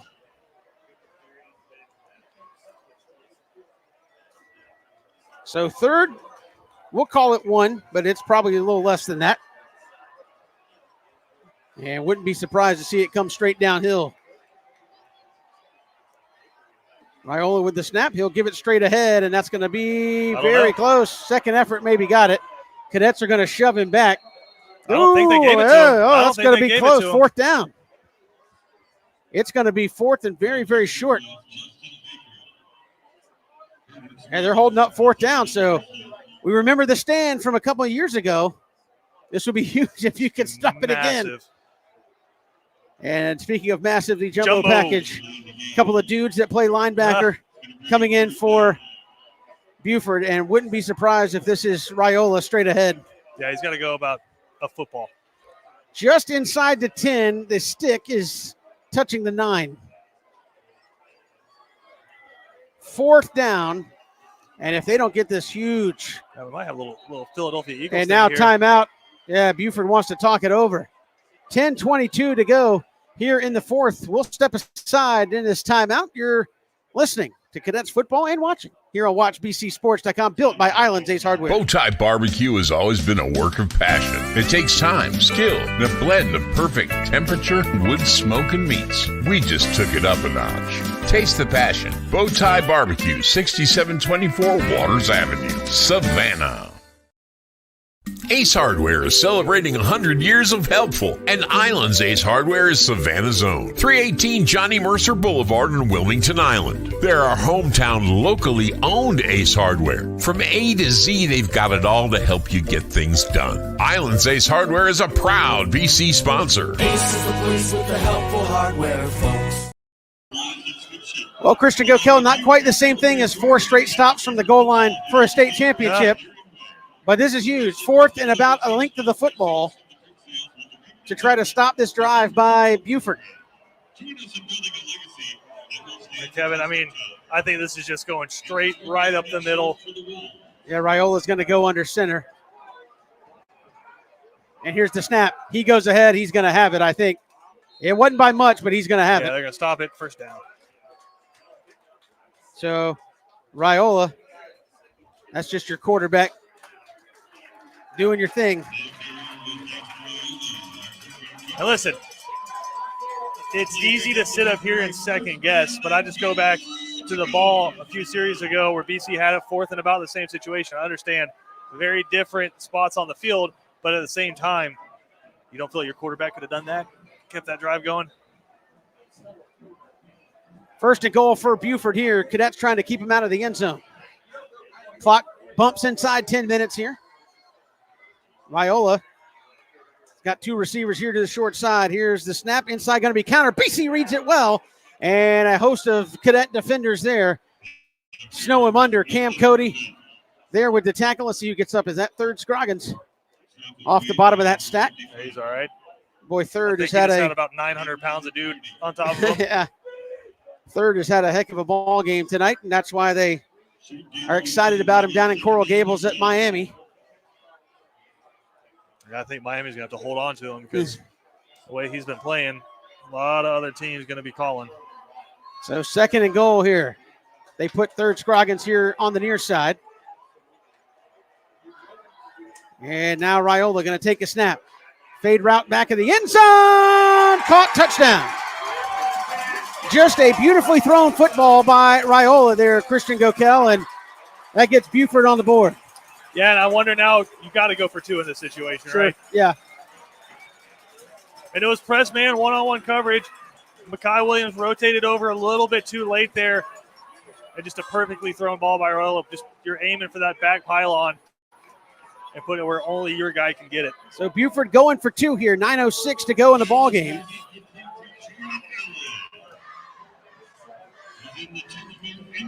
And may not seem like much, but this is a huge play for BC as well. Even if you end up only maybe kicking a field goal on a possession here, that would mean they'd have to score a touchdown to beat you. Right. Or if you go back and score a touchdown, you've made it 2 scores. So a big play here going for 2. 1 wide receiver. Out wide to the left. Here's the snap. Raiola. They're going to run a little screen double pass. Nicely drawn up play by Buford. BC was flowing to the football, and that was wide open. I think Christian Gokel, I could have caught that football. Yeah, that's a little Philly special there. And we're knotted up 21 apiece, 9:06. So we talked about it. It feels like a playoff game, and that's how it's kind of turned out here. 21 apiece, 9 minutes to go. Who wants it right here? BC, obviously, trying not to go 0-2. Buford trying not to go 0-2 here in the early season. I mean, Kevin, we played 3 quarters plus 3 minutes of football, and it's decided absolutely nothing. So now if you're the Cadets, again, that's 2 long drives in a row that your defense has been out on the field. They're able to kind of bow up a little bit on the first one and force a field goal, but that time it's just too much. They're on the field too long. You can see a lot of hands on the hips, give up the touchdown there and the 2-point conversion. If you are the offense, not so much worried about points. We still got 9 minutes of football to play. You have to give your defense some time to rest. And put it all here on the shoulders of your junior quarterback, Stephen Cannon. Second career start tonight, replacing Luke Cromenhawk, who's now at Florida State, who replaced Holden Gerner, who's at Auburn. And Stephen, the next one that they're really excited about here at BC, and this would be one of those drives to kind of get you going, and that one carries Josh Washington back into the end zone, and Cadets will get it out at the 20. Here you go. If you're Stephen Cannon, you faced really, really tough competition before, but this is that first situation where you just got the team on your back right now, and you got to find a way to remain calm and just execute the offense. It seems like as long as first down's a relatively successful play, that kind of pretends for them getting a couple of first downs. And listen, man, if you're the offensive line, you got to kind of, I don't say chip on your shoulder, but you got to dig deep here, man. These guys have been eating your lunch in the run game so far. You got to kind of dig down in your gut a little bit and come out and open up some holes here. If Stanley Smart sees a crease, it's over. BC going with a tight end here on this first down play. It's going to be John Lilly. Here's the snap. Cannon got some time, goes deep up the left sideline and way overthrown. And he was looking, who was that Mallard up the right sideline. He was getting run step for step by Chris Garland. I think that was called from the sideline. Like you knew where you were going the entire time. They're super aggressive coming downhill. That was going to be a play action shot down the sideline. That was called from AJ to Phillips down to Coach Britt, and Stephen Cannon knew what he was doing as soon as he walked onto the field. And again, you have, to my knowledge, unless you see if this is him coming here, no Bubba Frazier out there, which impacts one of your guys to get the ball to. Second down and 10. Cannon going to take a snap. He'll give it ahead. Nice read by Smart. He goes ahead across the 25-30. That's a first down. Give him 15 yards. They're going to mark him back actually to the 33, so 13 yards on second down and get the BC brothers moving, called up and move those chains. And that was a huge play on second down. We talk about it over and over and over again. Got to get first downs to keep everybody honest. That was a massive play. Cadets, we haven't seen the stack formation all night. They go to it now. They're going to try to run out of it. Smart, somehow sneaks through, and that's a big gain on first down of 5. So, Christian, hey, you said the offensive line needs to kind of get a little chip. You take it from deep down. And get after it, yeah. It's deep down. I think back in the day we called it intestinal fortitude. We need it. But now you've already flipped the field. You're eating the clock. Your defense has been able to sit up there, get some coaching, get some rest, get some water. It's been a very successful drive so far. And here's Cannon, a little quick out. That was read beautifully by Buford. And almost better if you didn't catch it. It's going to be third and 6. If there is a positive, keeps the clock running. Working towards 8 minutes to go in this ball game. And an absolutely huge third down. I think you'd like to keep this clock running a little more.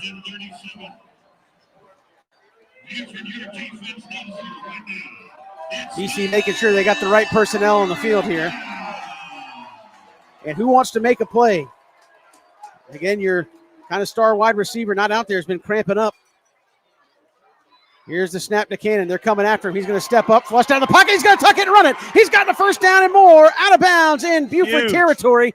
And, Christian, there wasn't much hesitation there. It cleared out, and he took off and went. Good. Like, that's the play that just makes you lethal as a quarterback. And they've said, man, he can run the football when he chooses to. He pulls it down. He's a dangerous guy in the open field. That time there was no hesitation, like you said. Pass protection broke down a little bit. They knew it was going to be a pass. They were blitzing, and he's able to put his head down and pick up a huge first down. Cadets going flex bone here. End around. This is Mallard, and he'll go ahead maybe a yard. And Mallard's a young man, Christian, that hadn't got a lot of carries in his time so far with BC, but they like him. 5'8", got some speed to him, and they really think as he grows at BC, he's going to be a weapon. 100%. You've seen a lot of those guys here tonight, Kevin, especially with Bubba Frazier out. that have had to step up and made big-time plays. Cadets Nation is starting to learn their names. Quick out. Oh, tough pass by Cannon. Again, much like we saw with Croman Hawk, it's you got Cannon, dial it back just a shade. And well, I don't know if that was so much on him or it's a lack of chemistry with the receiver on that play. The receiver kind of dekes forward and then comes back, and he tried to put it in front of him to carry his momentum back forward. I think that's just one of those ones you got to rep, and that might have been Bubba Frazier had he not been injured. 3rd and 10, they've got Mekhi Williams, top of the formation in there. Here's the snap. Cannon looking and going to step up. He's got a little bit of room. He's just going to take it himself. Nice cut in the open field. That's a first down. Move the chain, Stephen Cannon. And Kevin, you see what area we're in? We do. Connor Ferguson. That's Connor Ferguson range right now. Clock inside. Boy, that's 2 big tuck and goes. And had a juke in the open field. Just hit the old right stick to the right. And if they're going to go man coverage and send 4, you step up in the pocket, keep your eyes downfield. It's not there. Boom, you're gone. That's just it's quick decision making from Stephen Cannon tonight. Now you got to finish it. So 1st and 10 at the Buford 37. And here's the snap. Cannon going to give it inside. This is Smart. Oh, nice move in the hole. And he's going to be close to a first down. Move the stack. Look at Lawrence Rivers pushing the pile. And that's inside the 25. Boy, 52. We'll ask Danny Britt about him in the postgame show. He was responsible for about 8 yards there. Just line low man wins. Well, they took the challenge to heart, man, and they're winning right now. And again, outside of your left tackle, most of these guys have been consistent on that offensive line. Here's the snap, quick out. It's going to be caught. This is Mallard, makes a man miss. Nice move, 15 at the 10. Iran Mallard to the first down. And now that BC offense, as we said, Christian, who wants it? Who wants to step up and be that guy? Man. And they're finding some guys right now. And I think Coach DePhillips, too. This is his second full game getting to call plays with this offense. I think he's starting to find his guys and find what makes that team comfortable. This is a big grow-up drive right now for Stephen Cannon. He has run it beautifully to this point. It's first down. They can get a first down at the 2. Here's the snap. A little touch give. Inside, there's Mallard. Nice juke. Tripped up. But that's all right. He'll get 3 on first down. Clock's going to keep rolling. And now's where you can kind of really be deliberate. I guess one of those situations where you can technically pick up a first down just inside the 1 yard line, but you're thinking end zone. Oh, yeah, no question. You want 6 right here.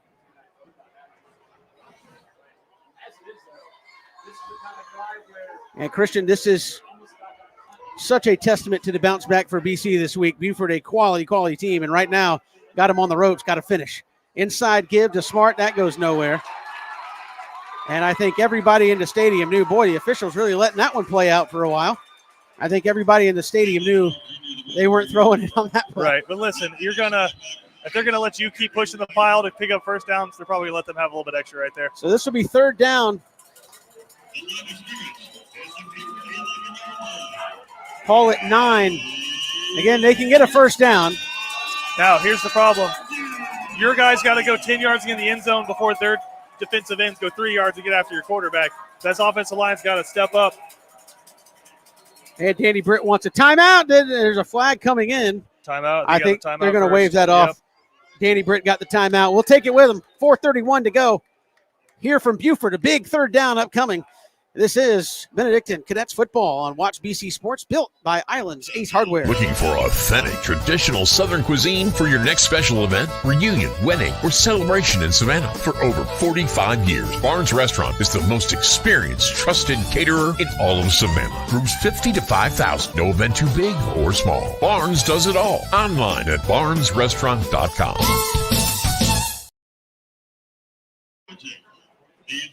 Welcome back here to Buford. A big 3rd down upcoming, Christian. You feel like you're well within Connor Ferguson range at this point. You feel like you got points in your grasp. Obviously, this is one of those games though where you feel like a field goal might not cut it though. Yeah. So you got to make something happen here. No sacks, no turnovers. That's your 2 biggest rules right now. If it's open in the end zone, great. You probably have 1, maybe 2 guys you're looking at. If it's open in the end zone, great. Take it. If not, throw it between the goalpost out and go kick a field goal. Now, here's what's going to happen. They're coming.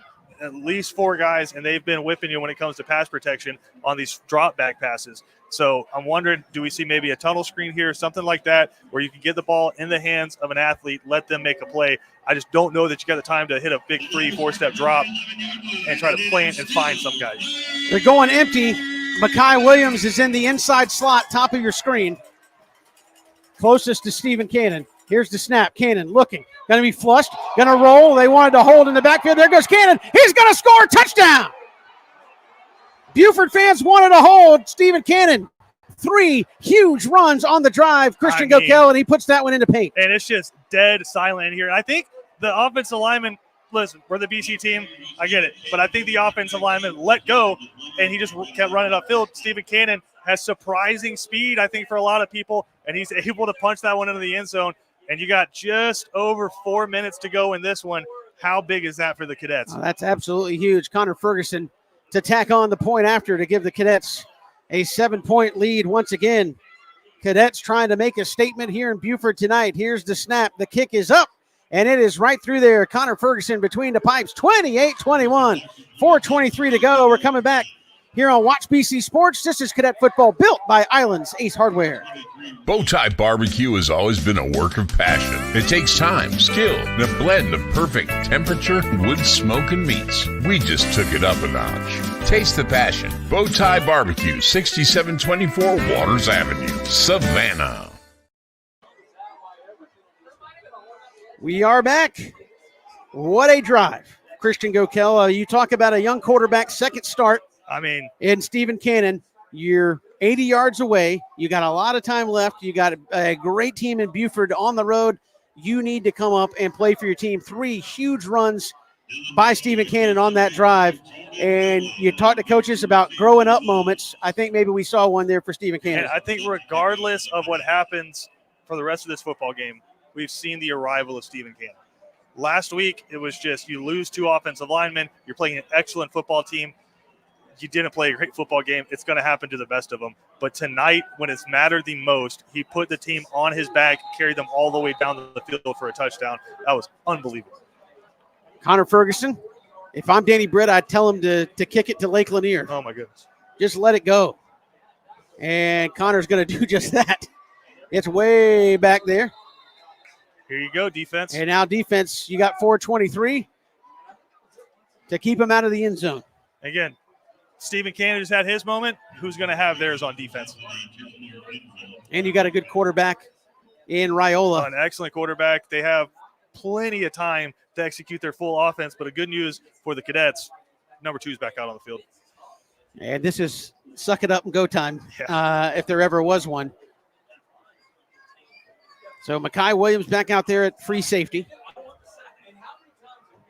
4:23 to go here in this one. Cadet defense with a chance to gut check it late here in this ball game.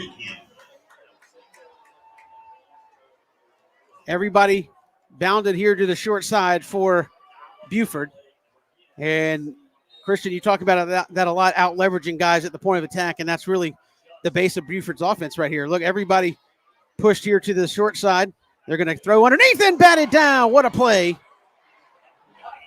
That was Isaiah Jones, sophomore, coming up, and he was all in Raiola's face and knocked it down. Yeah, and that's just, they double stacked. They had Thurge Croggins with his hand in the dirt, and they rolled Isaiah over the top of him, and that's just speed with speed. That's tough for any offensive line to stop. They're lucky he didn't pluck that one out of the air. 4:19 to go here in the fourth quarter. Raiola looking back here to the near sideline. So a big second down play here for the Buford Wolves and the Cadets. Raiola, little counter give, cuts back inside. BC reads it well. And who's there? Got a big mitts on him. That's going to be Cam Cody getting up off the stack. And also, who else? Larson Little. Yeah. I mean, Larson Little kind of taking over that Wilkes Albert role. Wilkes Albert, BC's all-time leading tackler, and Larson Little, he said, hey, if I'm going to stand next to you as a freshman last year, I'm going to learn something. And he's got a nose for the football here. Yeah, he's a football player, man. He's built like it. That's a great play there. But now you're just kind of seeing what happens when you get those 5-6 minutes to rest on the sideline for this defense. Looking a lot fresher they're going to need to get some pressure here on Raiola. 3rd and 10, big play here in this ball game. And decision time for Buford if they don't get it. Here's the snap. Raiola looking, going to step up into pocket. He'll throw, has a man, incomplete. Great coverage. And they went after JoJo Sutton. Oh, my no! goodness. 15 minutes late with a flag coming in. Everybody was up and walking back to the line of scrimmage. And I think Danny Britt might blow a gasket on this one. It looked like great coverage from JoJo Sutton over the middle. I don't know if it was straight pass interference or I didn't see it. Kevin. That's terrible. Kevin. I'm not one to call home cooking, but my goodness. I mean, I would say maybe holding if he had a hand on the back, but there was was not a lot of body-to-body contact on that one. Smokes, bad. Here's Raiola, 3:28 to go in the ball game. A fresh set of downs for the Wolves. And here's the inside give. And Cam Cody just going to pile drive him in the ground, slamming Justin Baker down. It's going to be 2nd and 12.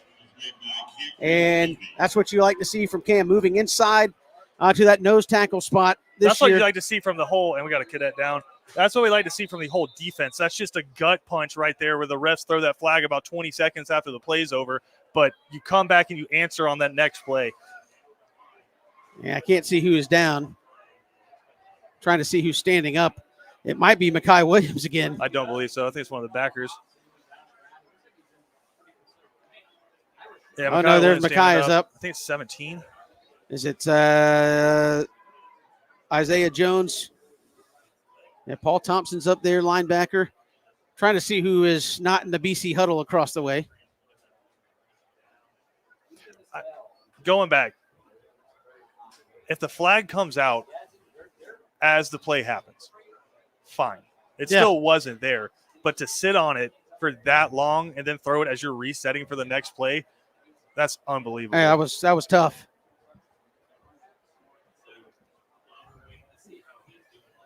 Is that holding his back? Is that JoJo Sutton? Can't see it. Nope, it was. You were correct. It was Isaiah Jones. I've got the benefit of the camera. Looks like it's going to be all right. But 2nd down and 12. And obviously, if you're Galen Houston, defensive coordinator, this is where you'd rather have Buford in the passing situations. You can make them one-dimensional here. 3:10 and counting here to go in the football game. Cadets leading it by a touchdown. High snap. Raiola's got men in his face. They got a hand on it. Great job. And who was that just into the ball game? Cole Schumann, a junior. Listen, just coming in and getting his mitts on the ball. I think it's a great job by Galen Houston. Don't put a guy in the game and say, okay, I need you to drop into the flat right here, and you're covering about 7 yards deep, and if anything flashes in front of you, you got to – no, go get somebody. We're sending you on a blitz as soon as you get in the football game. He checks out. I think Isaiah's back in the football game. That's just a great call by the defensive staff. Cole Schumann, 6'2", 180 pounds. Yeah, go get somebody. And it's 3rd and 12. Another big play. And if BC can stop him here, again, decision time for Buford with just 3 minutes left in the ball game. Here's the snap. Raiola looking. Going to step up in the pocket. He's got some pressure from behind. Going to throw it, and it is hit as he made the catch. Was he? Oh, they're going to say he made the catch. My right goodness. At midfield. Zach Maxwell laid the wood on Jordan Allen, who hauled it in, and a first down. And what a throw from Raiola. You can't cover it much better than that for Zach Maxwell. And there's no review in high school football. There's too many people in front of us to see if he was in bounds or not. So 2:52 to go in this one. Cadets trying to hang on. Here's Raiola. He'll pull it down. They're going to run it here to the near side, and a lot of room. And Larson Little, Cam Cody able to grab on, but not before Baker gets the first down. Actually, that was Ethan Irvin, and he's run the ball hard tonight for Buford. No, when they've run that play, and usually it's toward third Scroggins because they know, again, he's coming upfield hard. They've had some success. 2:35 and counting. Buford putting together a drive here.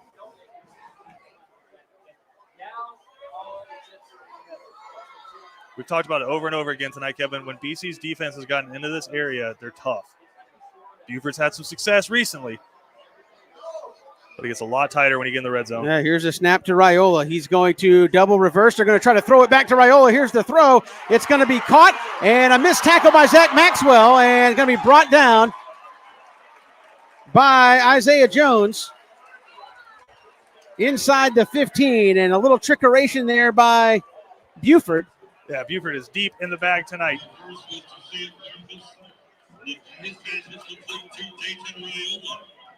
And Dayton Raiola with a big catch and made Zach Maxwell miss on a tackle there and got down inside the 15. Buford letting the clock run. Again, I think if they feel like they're going to score, they don't want to give any time for BC either. Yeah, you're just in no rush.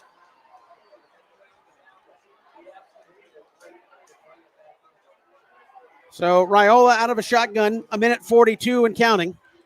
Here's the snap. Inside give. A little cutback. No, Raiola's got it. How about a hold out there on the outside? There it is. It's coming back. And Ball's out. Ball is loose, but they're going to say he was down. Somebody had a piece of JoJo Sutton or Mekhi Williams out there, would not let him make a cut. And I know Buford fans don't like that, but it was plain as day. Yeah, that's pretty clear. And that's going to back him up. And again, you talk about the confidence in what you do. I know you'll say there's 90 seconds left, plenty of time, but to continue to run the football when you get down here and have that much confidence in it shows you what Buford thinks of their ability to move the football. 100%. Again, you're just keeping BC's defense honest. So this is big. That'll back it all the way up. And I don't know how you're doing the officials right now if you're Buford. I know you're trying to seal the edge, but BC's guys literally trying to chase the quarterback and can't get to him. Well, that, if you want to talk about phantom calls. Yeah, that's true. So back out at the 27. So it'll be first down and 19. Clock's running. Clock's running with 1:23. And I think Buford's fans trying to say, let's go. Raiola's going to go under center. Here's the snap. Play action. BC, third Scroggins there, and a throw over to the right sideline is caught. Touchdown. What a throwback by Raiola, who let it go as third Scroggins was delivering the hit. And Buford gets it in the end zone with 65 seconds left. Yeah, you got to think when they go under center like that, it's not going to be a traditional play. That's just a big-time play action, wheel route out of one of the up backs, and he's able to hit him in stride. Somebody got lost in the BC secondary. That's a great play call. And again, Buford going deep in the bag of tricks here tonight to try to put the Cadets away. Yeah, but you go for two here. I thought about the same thing. I think Buford, you're on both of these teams 0-2. Hey, let's kick it and see what happens. You're at home. I think they're going to do it. They are. They snap it. They go ahead, and they get it in for the 2-point conversion. And Danny Britt upset. He's got the headphones down, dragging the ground. And I think he knew they were going to do something. BC either wasn't ready for it. We'll have to ask him after the game. But now, 65 seconds. Can you get in Connor Ferguson field goal range? You got 2 timeouts left with the Cadets. 105, Buford up by 1 on the 2-point conversion. And I was actually going to say, in a non-region game, would they leave it as a tie? Oh, no, I think they go overtime. But you mentioned the name right there, Kevin. That's going to be in everyone's mind, Connor Ferguson. You got to get the ball to around the 40-yard line, and he's in play.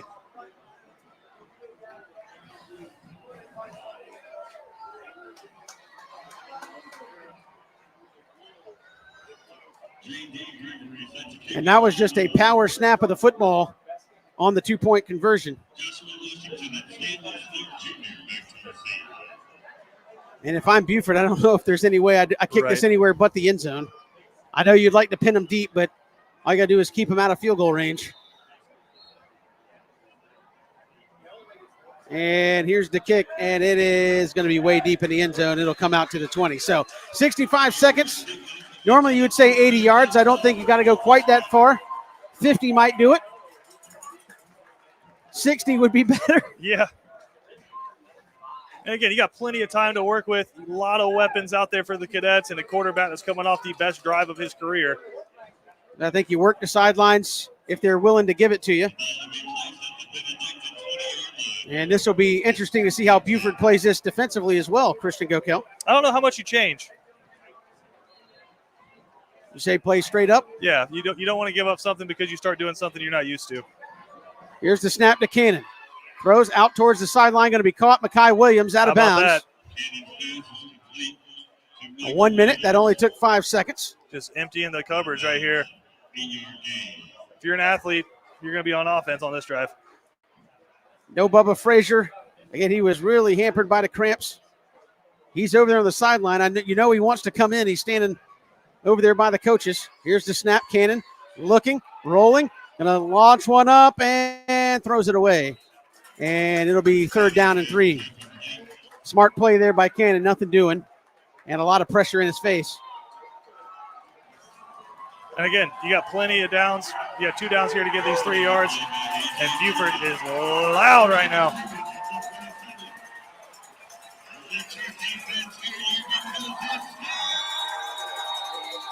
So 3rd down and 3. I think goal number 1, just get the 1st down.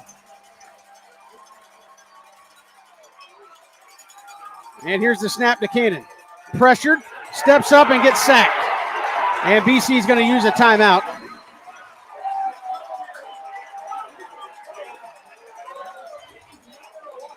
And now it's 4th down. And how far do they push him back on the sack? 4th down and 7. 48 seconds to go. And again, now it's just make a play, get a 1st down. You got to. You just got to draw something up to your best guy. And again, Kevin, that time they're just sending 4. As we said, just you can't change anything on defense if you're Buford. And that time just get beat. And Stephen Cannon steps up. First read wasn't there. And gets swallowed up in the pocket. So a big play here, obviously, for BC. Effort tonight has been fantastic. I think if you're Danny Britt, obviously you'll be disappointed with that last drive if you don't convert here. But much improved from the showing they put forth in Statesboro last week. Oh, my goodness, yes. And this more the championship caliber effort you've come to expect from Benedictine. Yeah, and again, it's just I think it comes down to those little things. You miss a 1st down by a yard, right? You give up some pass interference calls, I'll put in quotation marks, and it's just you let a good team like Buford hang around, this is what happens. So play the ball game right here for the Cadets, who have come up here to Buford and put forth a heck of an effort. They'd like to keep playing a little longer. Cadets have 4 wide receivers in the formation. Stanley Smart is to the left of Stephen Cannon. Now they'll flip it. Now Buford wants a timeout. And I think that's just to make sure, fellas, we don't want them to get a 1st down, but we certainly do not want to get beat deep trying to prevent them to get a 1st down. And make sure they're all on the same page. But no, going back to your point, Kevin, I know right now you don't feel like there's any moral victories if you're the Cadets. You feel like you're probably letting one slip away. You're up 11 early in the second half here and let them storm all the way back to take the lead. But, yeah, if you're comparing and contrasting from last week to this week, it's just a completely different story. And, again, your 4A football team playing up a little bit here against a really, really, really good program in Buford. Not just a good program, but a great team this year. It's games like this that are going to matter when you get to November. And we talked to Danny Britt, and he said, I want to play Buford, so when we play Ware, Warner Robins, Perry, we're ready to go. State champion, yeah. Right? It's not going to get easier. So here it is, 4th down. Stephen Cannon spending a long time over there talking to the coaches. Want to make sure he's got everything from AJ to Phillips up in the booth.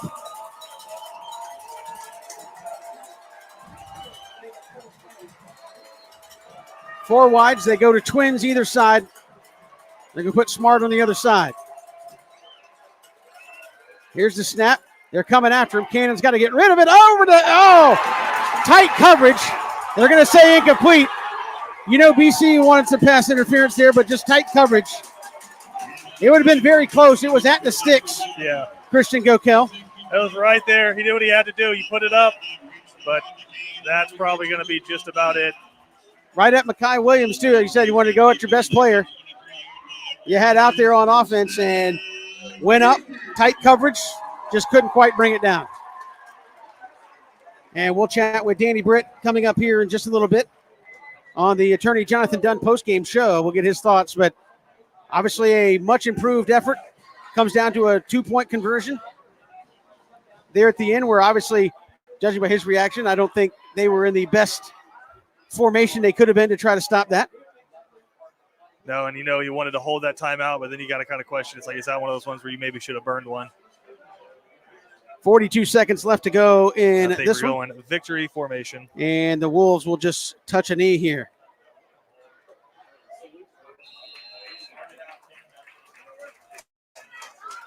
And they take a knee there. Clock's going to roll out, and they don't have to do it again. The Wolves survived here in this one as BC put forth a gallant effort. I don't think they're going to have to snap it again. They're lining up at midfield. Cadets kind of doing the same. And 18 seconds to go. That'll put an end to that one. BC's going to fall to 0-2. Cadets, much better effort here tonight, and I think that's the positive you take away. But, yeah. It's 0-2. I don't know if many teams have played a tougher first two games of this season. Not many folks signing up to play that 1-2 right out of the chute. And I think for Britt, unlike last week, you have a lot to build on here after this one. Right. And again, I think you look at Stephen Cannon, and that's the biggest thing to me. He was able to play an absolutely excellent second half there. And when he needed to make plays, he made plays. You come up a little bit short, but that's just, you got to tip your cap. Sometimes you're without your best playmaker, and it's a really good Buford team. But that drive to put them up 28-21, I think when you look back in October and November, that's going to be one of those ones that you point to, like that was the moment. Absolutely. And again, that's all a part of it. And Danny Britt will be the first to tell you it's not about games 1, 2, 3, 4. He said that before the season even started. He goes, we're preparing for that last push and hopefully what we're going to be able to do in the playoffs. But you went toe-to-toe with Buford here tonight. Came up 1 point short. Heck of a ball game for you as well. Just didn't go your way there at the very end. And again, if you stuff them right there at the goal line on the 2-point conversion, obviously things get a whole lot different there at the end of it. But tough one tonight. Cadets fall 29-28 to Buford. Make the road trip. If we see a game like this next year in Savannah, we're all in for a treat. What a ball game tonight. Playoff atmosphere, stands full, fans getting into it. This is an atmosphere you want to play in high school football. Outside of the scoreboard, I thought BC acquitted themselves well. We'll talk about that a lot. Obviously, Christian, going back to last week where you didn't look like a BC football team against Raven Gap. Tonight was more about BC and what you've become accustomed to seeing. You just didn't make that one extra play. Gallant effort on the defensive side. We're going to name defensive player of the game, our Cool Vibes Pizza player of the game. We got a lot of guys to choose from, quite frankly, in this one. But by and large, a much improved effort. You come back home next week and get the home opener for the season and a chance to pick up your first victory of the season. Yeah, and again, it's going to mean a lot to be at home and just kind of go through your normal functions of you're going to school on Friday, you're going to class, you get out, and you're able to kind of relax, take a breather, go stretch, get warm, then start to get taped up, get out on the field a little bit, and go through your normal routine. Making these long bus trips, it's tough, but it's what you got to do if you're going to, like they say all the time, take that program to the next level. And again, just huge benefits from this one. Playing a really fun team next week. Kevin there in Memorial Stadium that you're very familiar with, an old region opponent there in Burke County. So it's one of those games coming up, Kevin, where it's 3 losses in a row going back the next season. This is going to be a hungry football team coming up. And it's hard because you just get so used to looking at records. But if you actually dive into the minutia of what this team's putting forward right now, I think there is the makings of a very, very, very talented football team. Absolutely, and I'm sure that's the message Coach Britt will be giving to his team there on the field here post-game. We'll look to chat with Danny Britt coming up in just a little bit as we get ready for the Attorney Jonathan Dunn post-game show led by Attorney Jonathan Dunn. The firm has earned a well-respected reputation as fierce litigators committed to providing exceptional legal representation to our clients. With over 20 years of experience in the legal field, Attorney Jonathan Dunn has honed his skills and expertise to cater to a wide range of legal needs. Their team is driven by the core values of integrity, compassion, and relentless dedication to our clients' best interests. We're coming right back. Attorney Jonathan Dunn postgame show right after this. This is BC Football, built by Islands Ace Hardware on WatchBCSports.com. Ace Hardware is celebrating 100 years of helpful, and Islands Ace Hardware is Savannah's own. 318 Johnny Mercer Boulevard in Wilmington Island. They're our hometown, locally owned Ace Hardware. From A to Z, they've got it all to help you get things done. Islands Ace Hardware is a proud BC sponsor. Ace is the place with the helpful hardware, folks. Looking for authentic, traditional Southern cuisine for your next special event, reunion, wedding, or celebration in Savannah? For over 45 years, Barnes Restaurant is the most experienced, trusted caterer in all of Savannah. Rooms 50 to 5,000. No event too big or small. Barnes does it all. Online at barnesrestaurant.com. BC Brothers Moving is Savannah's most trusted moving service. From residential to commercial to packing supplies, BC Brothers does it all. Let BC Brothers' energetic, trustworthy team wrap it, pack it, and move it for you. Check out BC Brothers online at bcbrothersmoving.com or give them a like. When it comes to blocking all the obstacles that life throws your way, let Bernard Williams and Auto Owners Insurance help you dodge the hits, analyze the playing field, and run the ball all the way home. We shield you so you can have peace of mind when it comes to auto, home, life, or business insurance. As one of the oldest and most respected independent insurance agencies in the Southeast, we know what it means to stand behind the people we protect head on. Trust in the power of the shield since 1934. For more information, go to thepoweroftheshield.com. Welcome back here to Buford as we enter the Attorney Jonathan Dunn postgame show. Cadets fall by 1 here to Buford. Go on the road. Valiant effort, Christian Gokel, and again, come up a little bit short, but vast improvement from week 1, where they didn't look like a BC football team at all. This one just a little bit short. Burke County next week at home with a chance to kind of get back into win column, but some growing up from Stephen Cannon tonight at quarterback. Defensively, the effort was there, just came up a play short. Yeah, and you look back, and it's just it's not one. I think it's a stack of plays that when the coaches go back and watch that tape tomorrow and the players get to school on Monday and watch that tape, there's about 10 plays where they're going to just be pounding their head on the table because that was the difference in this football game. There's the coming up just about a half a yard short on a scramble from Stephen Cannon. It's the phantom pass interference call there. There's a lot of plays in this one that just go the other way, and you're probably walking out of here with the win. So, and obviously you can say that both ways for both teams, but it's just when you play a really, really, really good football team, it's going to come down to those razor-thin margins, and they were able – Kevin Buford was at the end to pull out what they needed to. They hit the 2-point conversion. It felt like they stared at the sideline for about 2 minutes to make that decision. But it's just there's going to be some stuff when you watch this game back that's going to be really hard pills to swallow. But at the same time, I think there's going to be flashes while you're watching that film where you're like, oh, okay, here we go. We're starting to find something. Christian, we got some players of the game to name as we await Coach Danny Britt to join us up here in the booth. He was making the long trek up there, but I think he's got to go hug the wife. That's more important. That's more important. So he'll join us up here. But let's start there. The Stack Firewood defensive player of the game. There could have been a number of them. Where are you going tonight? Man, I think you look at the effort, right? There's a lot of guys who made plays. I know Micah, had the pick 6 there, and just the effort from him to get in the football game and play. I thought he was the big difference there, but first quarter through fourth quarter, don't know if he really came out of the football game except for one play where his helmet came off, Kevin. I think you got to give this one to Third Scroggins. The dude played his tail off the entire football game, and it was getting double teamed a lot, was able to pressure the quarterback a lot, and made some effort plays where he got upfield, they threw underneath him, and he was the one who came back and made the tackle. So, I mean, it's right there. But I got to give it a Third. Third Scroggins, unbelievable effort. Your big defensive end there coming up huge tonight in that ball game. And, again, Third Scroggins, our Stacked Firewood defensive player of the game. Now time, Christian, for our Cool Vibes Pizza player of the game. We give this out each and every week.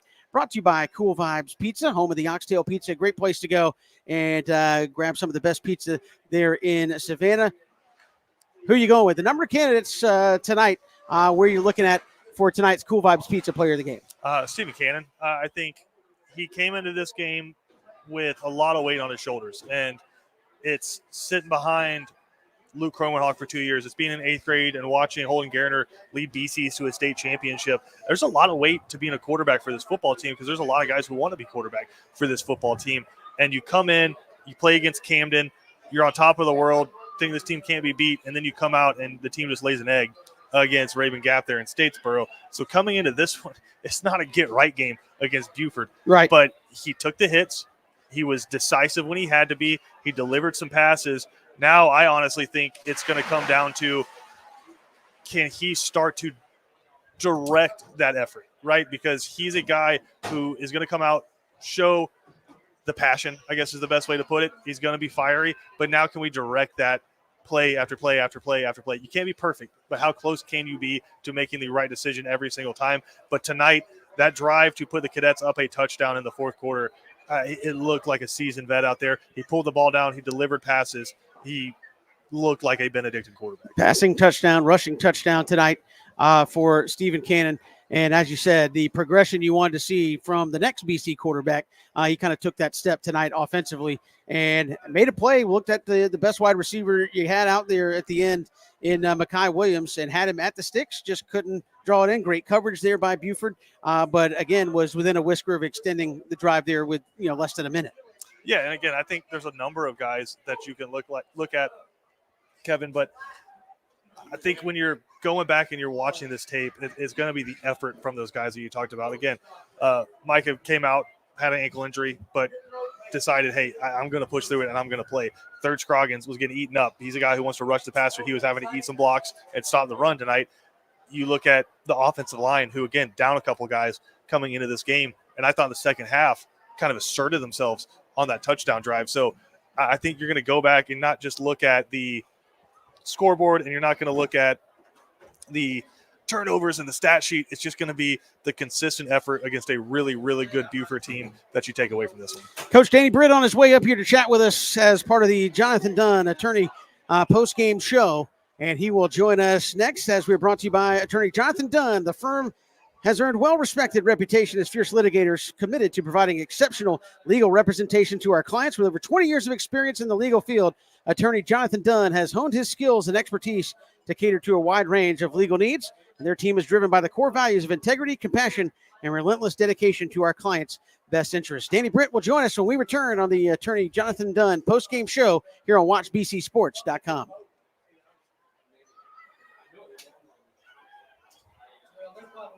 Looking for authentic, traditional Southern cuisine for your next special event, reunion, wedding, or celebration in Savannah? For over 45 years, Barnes Restaurant is the most experienced, trusted caterer in all of Savannah. Groups 50 to 5,000. No event too big or small. Barnes does it all. Online at barnesrestaurant.com. At Benedictine Alumni-owned Stacked Firewood Delivery, we're all about the best premium firewood, conveniently delivered in manageable stacks at the right price. We're talking kiln-dried, pest-free firewood. You see, our custom stack is equal to about 10 fires. Choose oak, cherry, hickory, or mixed hardwoods. Stacked Firewood Delivery. Go to stackedwood.com. That's stackedwood.com. The honor, the heritage, the tradition of excellence. The home for Benedictine Cadets football is WatchBCSports.com. All the games, play-by-play, and in-depth analysis. Home of the Danny Britt Show. Be a part of the action as your Benedictine Cadets take the field in their quest for yet another championship. On the official home of the Cadets, WatchBCSports.com. And look for us on Facebook and Instagram at WatchBC. You know, Christian, after a day of the hottest sports in town, sometimes you just gotta unwind. Yeah, Kevin, and the perfect place to do it, Cool Vibes Pizza and Wings. That's because Cool Vibes offers delicious pizza, wings, sandwiches, and salads, all with a Jamaican Caribbean island twist. And the atmosphere is 100% kicked back. No worries, man. Plus, they're the home of the Oxtail Pizza. Cool Vibes Pizza, 4501 Montgomery Street, Savannah. That's coolvibespizza.com. Cool with a K. Come on and unwind at Cool Vibes. Welcome back here to our Attorney Jonathan Dunn post-game show. It's kind of tight quarters up here in the press box, but we appreciate Coach Danny Britt joining us up here in the booth. And, Coach, first off, you said, hey, I want to play teams like Buford because they're good, they're real good, and we want to test ourselves. And I think obviously the scoreboard says y'all scored 1 point less, but what a difference from what y'all did last week against Raven Gap. Yeah, I think I just go ahead and put it out there. I mean, Raven Gap, they got to be like 25-year-olds. I mean, that the difference in Buford's the best program in Georgia, and I mean, the difference is unbelievable. I'm not trying to dwell on that, but that was crazy. But yeah, I'm proud of the boys. They played really hard, and we should have won the game, and we're upset that we didn't. And no moral victories, but no more victories. But I can say that I'm proud of them, proud of how they fought, and we can we can win out from here. Coach, just to the very end of the game, we'll get your thoughts there. After the 2-point conversion, you were visibly upset. Walk us through that. Were you guys not lined up, not prepared, in the wrong formation? What went through it there? No, we were lined up fine because I was about to call a timeout but we were lined up perfectly. The only adjustment we had to get another secondary guy over there just on the other side just to make sure they didn't do anything on the other side. But we were lined up like we wanted to be lined up. They pushed us. They moved us there. Again, tonight, a couple of things. Defensively, the effort tonight from your guys, very good. You talked about, couldn't get to the quarterback last week. Third Scroggins made some plays big time. Cam Cody up the middle. I mean, you guys were moving the line of scrimmage at times on a team that was doing a lot of misdirections, a lot of throwbacks, things like that. Yeah, definitely. I thought we played really well. I have to watch film, but Cam just looked like he played lights out and dang near every snap. So for a 300-pound man, that's pretty daggum sporty. But yeah, I thought we did a good job of putting pressure on at times, and did a good job in coverage most of the part. So I thought we played well all the way across the board. Offensively tonight, we talked about it at halftime. Wanted to come out of the locker room and do something offensively. You guys went 83 yards, 5+ minutes down the field and scored a touchdown, and then you get the ball back. And Stephen Cannon takes you down the field with his legs on 3 plays to get you the lead. Talk from your quarterback, second start for Stephen. Christian, I thought that was kind of a grow-up drive for Stephen Cannon there late in the game, on the road, hostile environment, and you go down and give your team the go-ahead touchdown at that point.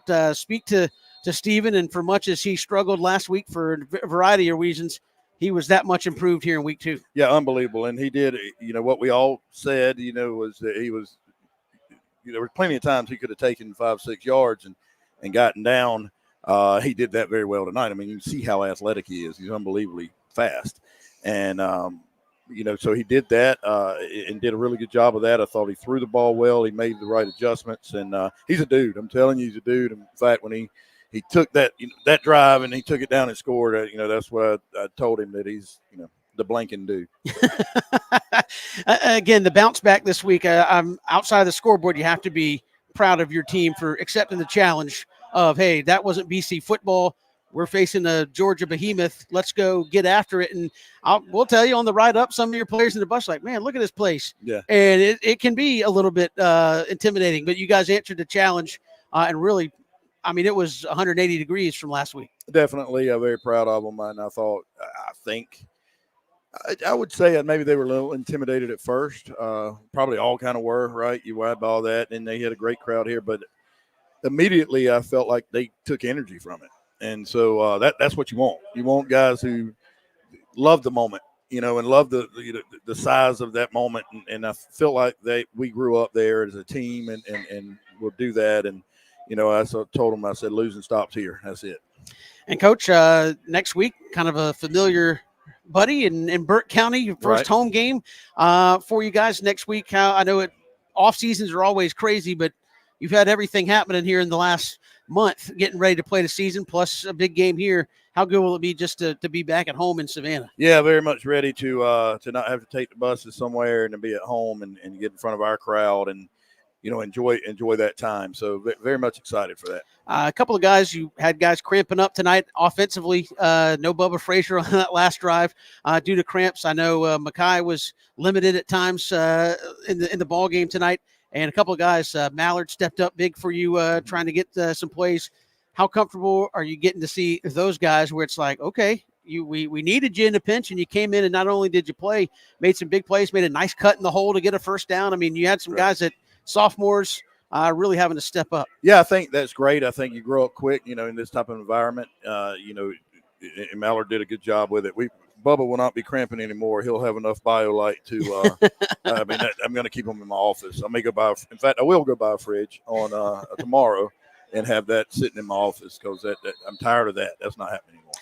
Also, I know it doesn't jump out when you're on the field, and you may have to go watch the tape. But Christian and I also said, hey, we hadn't said Gavin Smith's name a lot tonight at left tackle, sophomore filling in. Had to make his first start tonight. I know y'all are excited about what he can do, but maybe weren't expecting him to jump out there and play, and thought had a pretty nice bounce-back game tonight against a good Buford defense. Yeah, I didn't see anything. I never heard him yelling at him or anything, and didn't see anything. So that probably means a pretty good job by a second start left tackle, who honestly we just moved to tackle in the spring. So I'm sure he did good. Of course, we'll watch the film, and offensive line coaches are never happy, so he'll get a horrible grade because everybody does.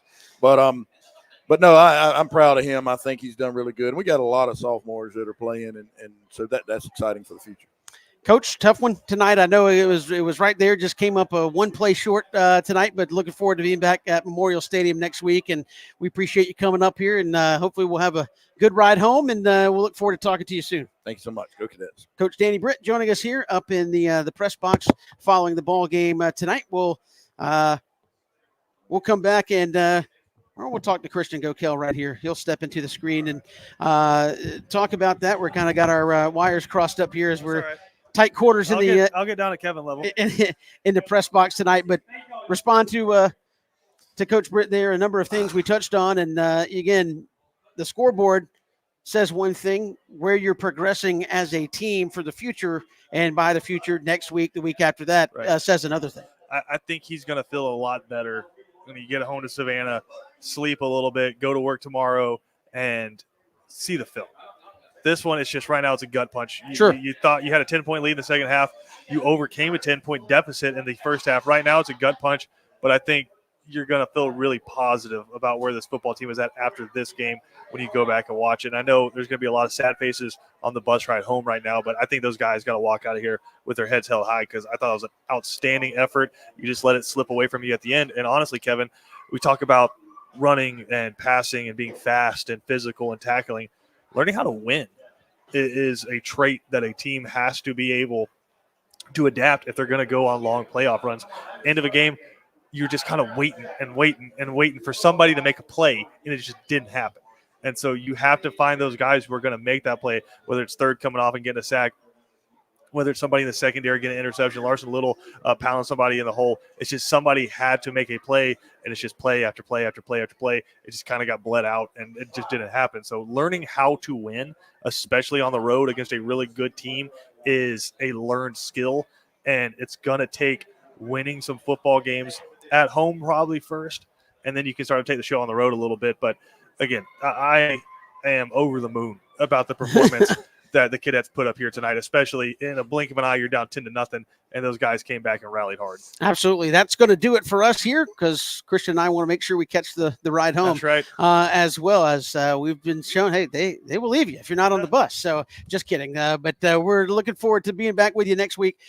Burke County comes to town to take on BC. And then, of course, Thursday, Christian, you are at Bowtie Barbecue for the Coach Danny Britt Show every Thursday at noon. So join Christian for that. If you can't watch BC Sports on the YouTube channel, watch bcsports.com, and you can catch the show there as well. Like and subscribe. You'll get notified when we go live for both the Danny Britt Show and obviously football games on Friday night. So we'll see you next Friday from Memorial Stadium as Burke County comes to town and gets things kicked off in a big way in Savannah. That'll do it for us. Thanks for watching tonight here on WatchBCSports.com.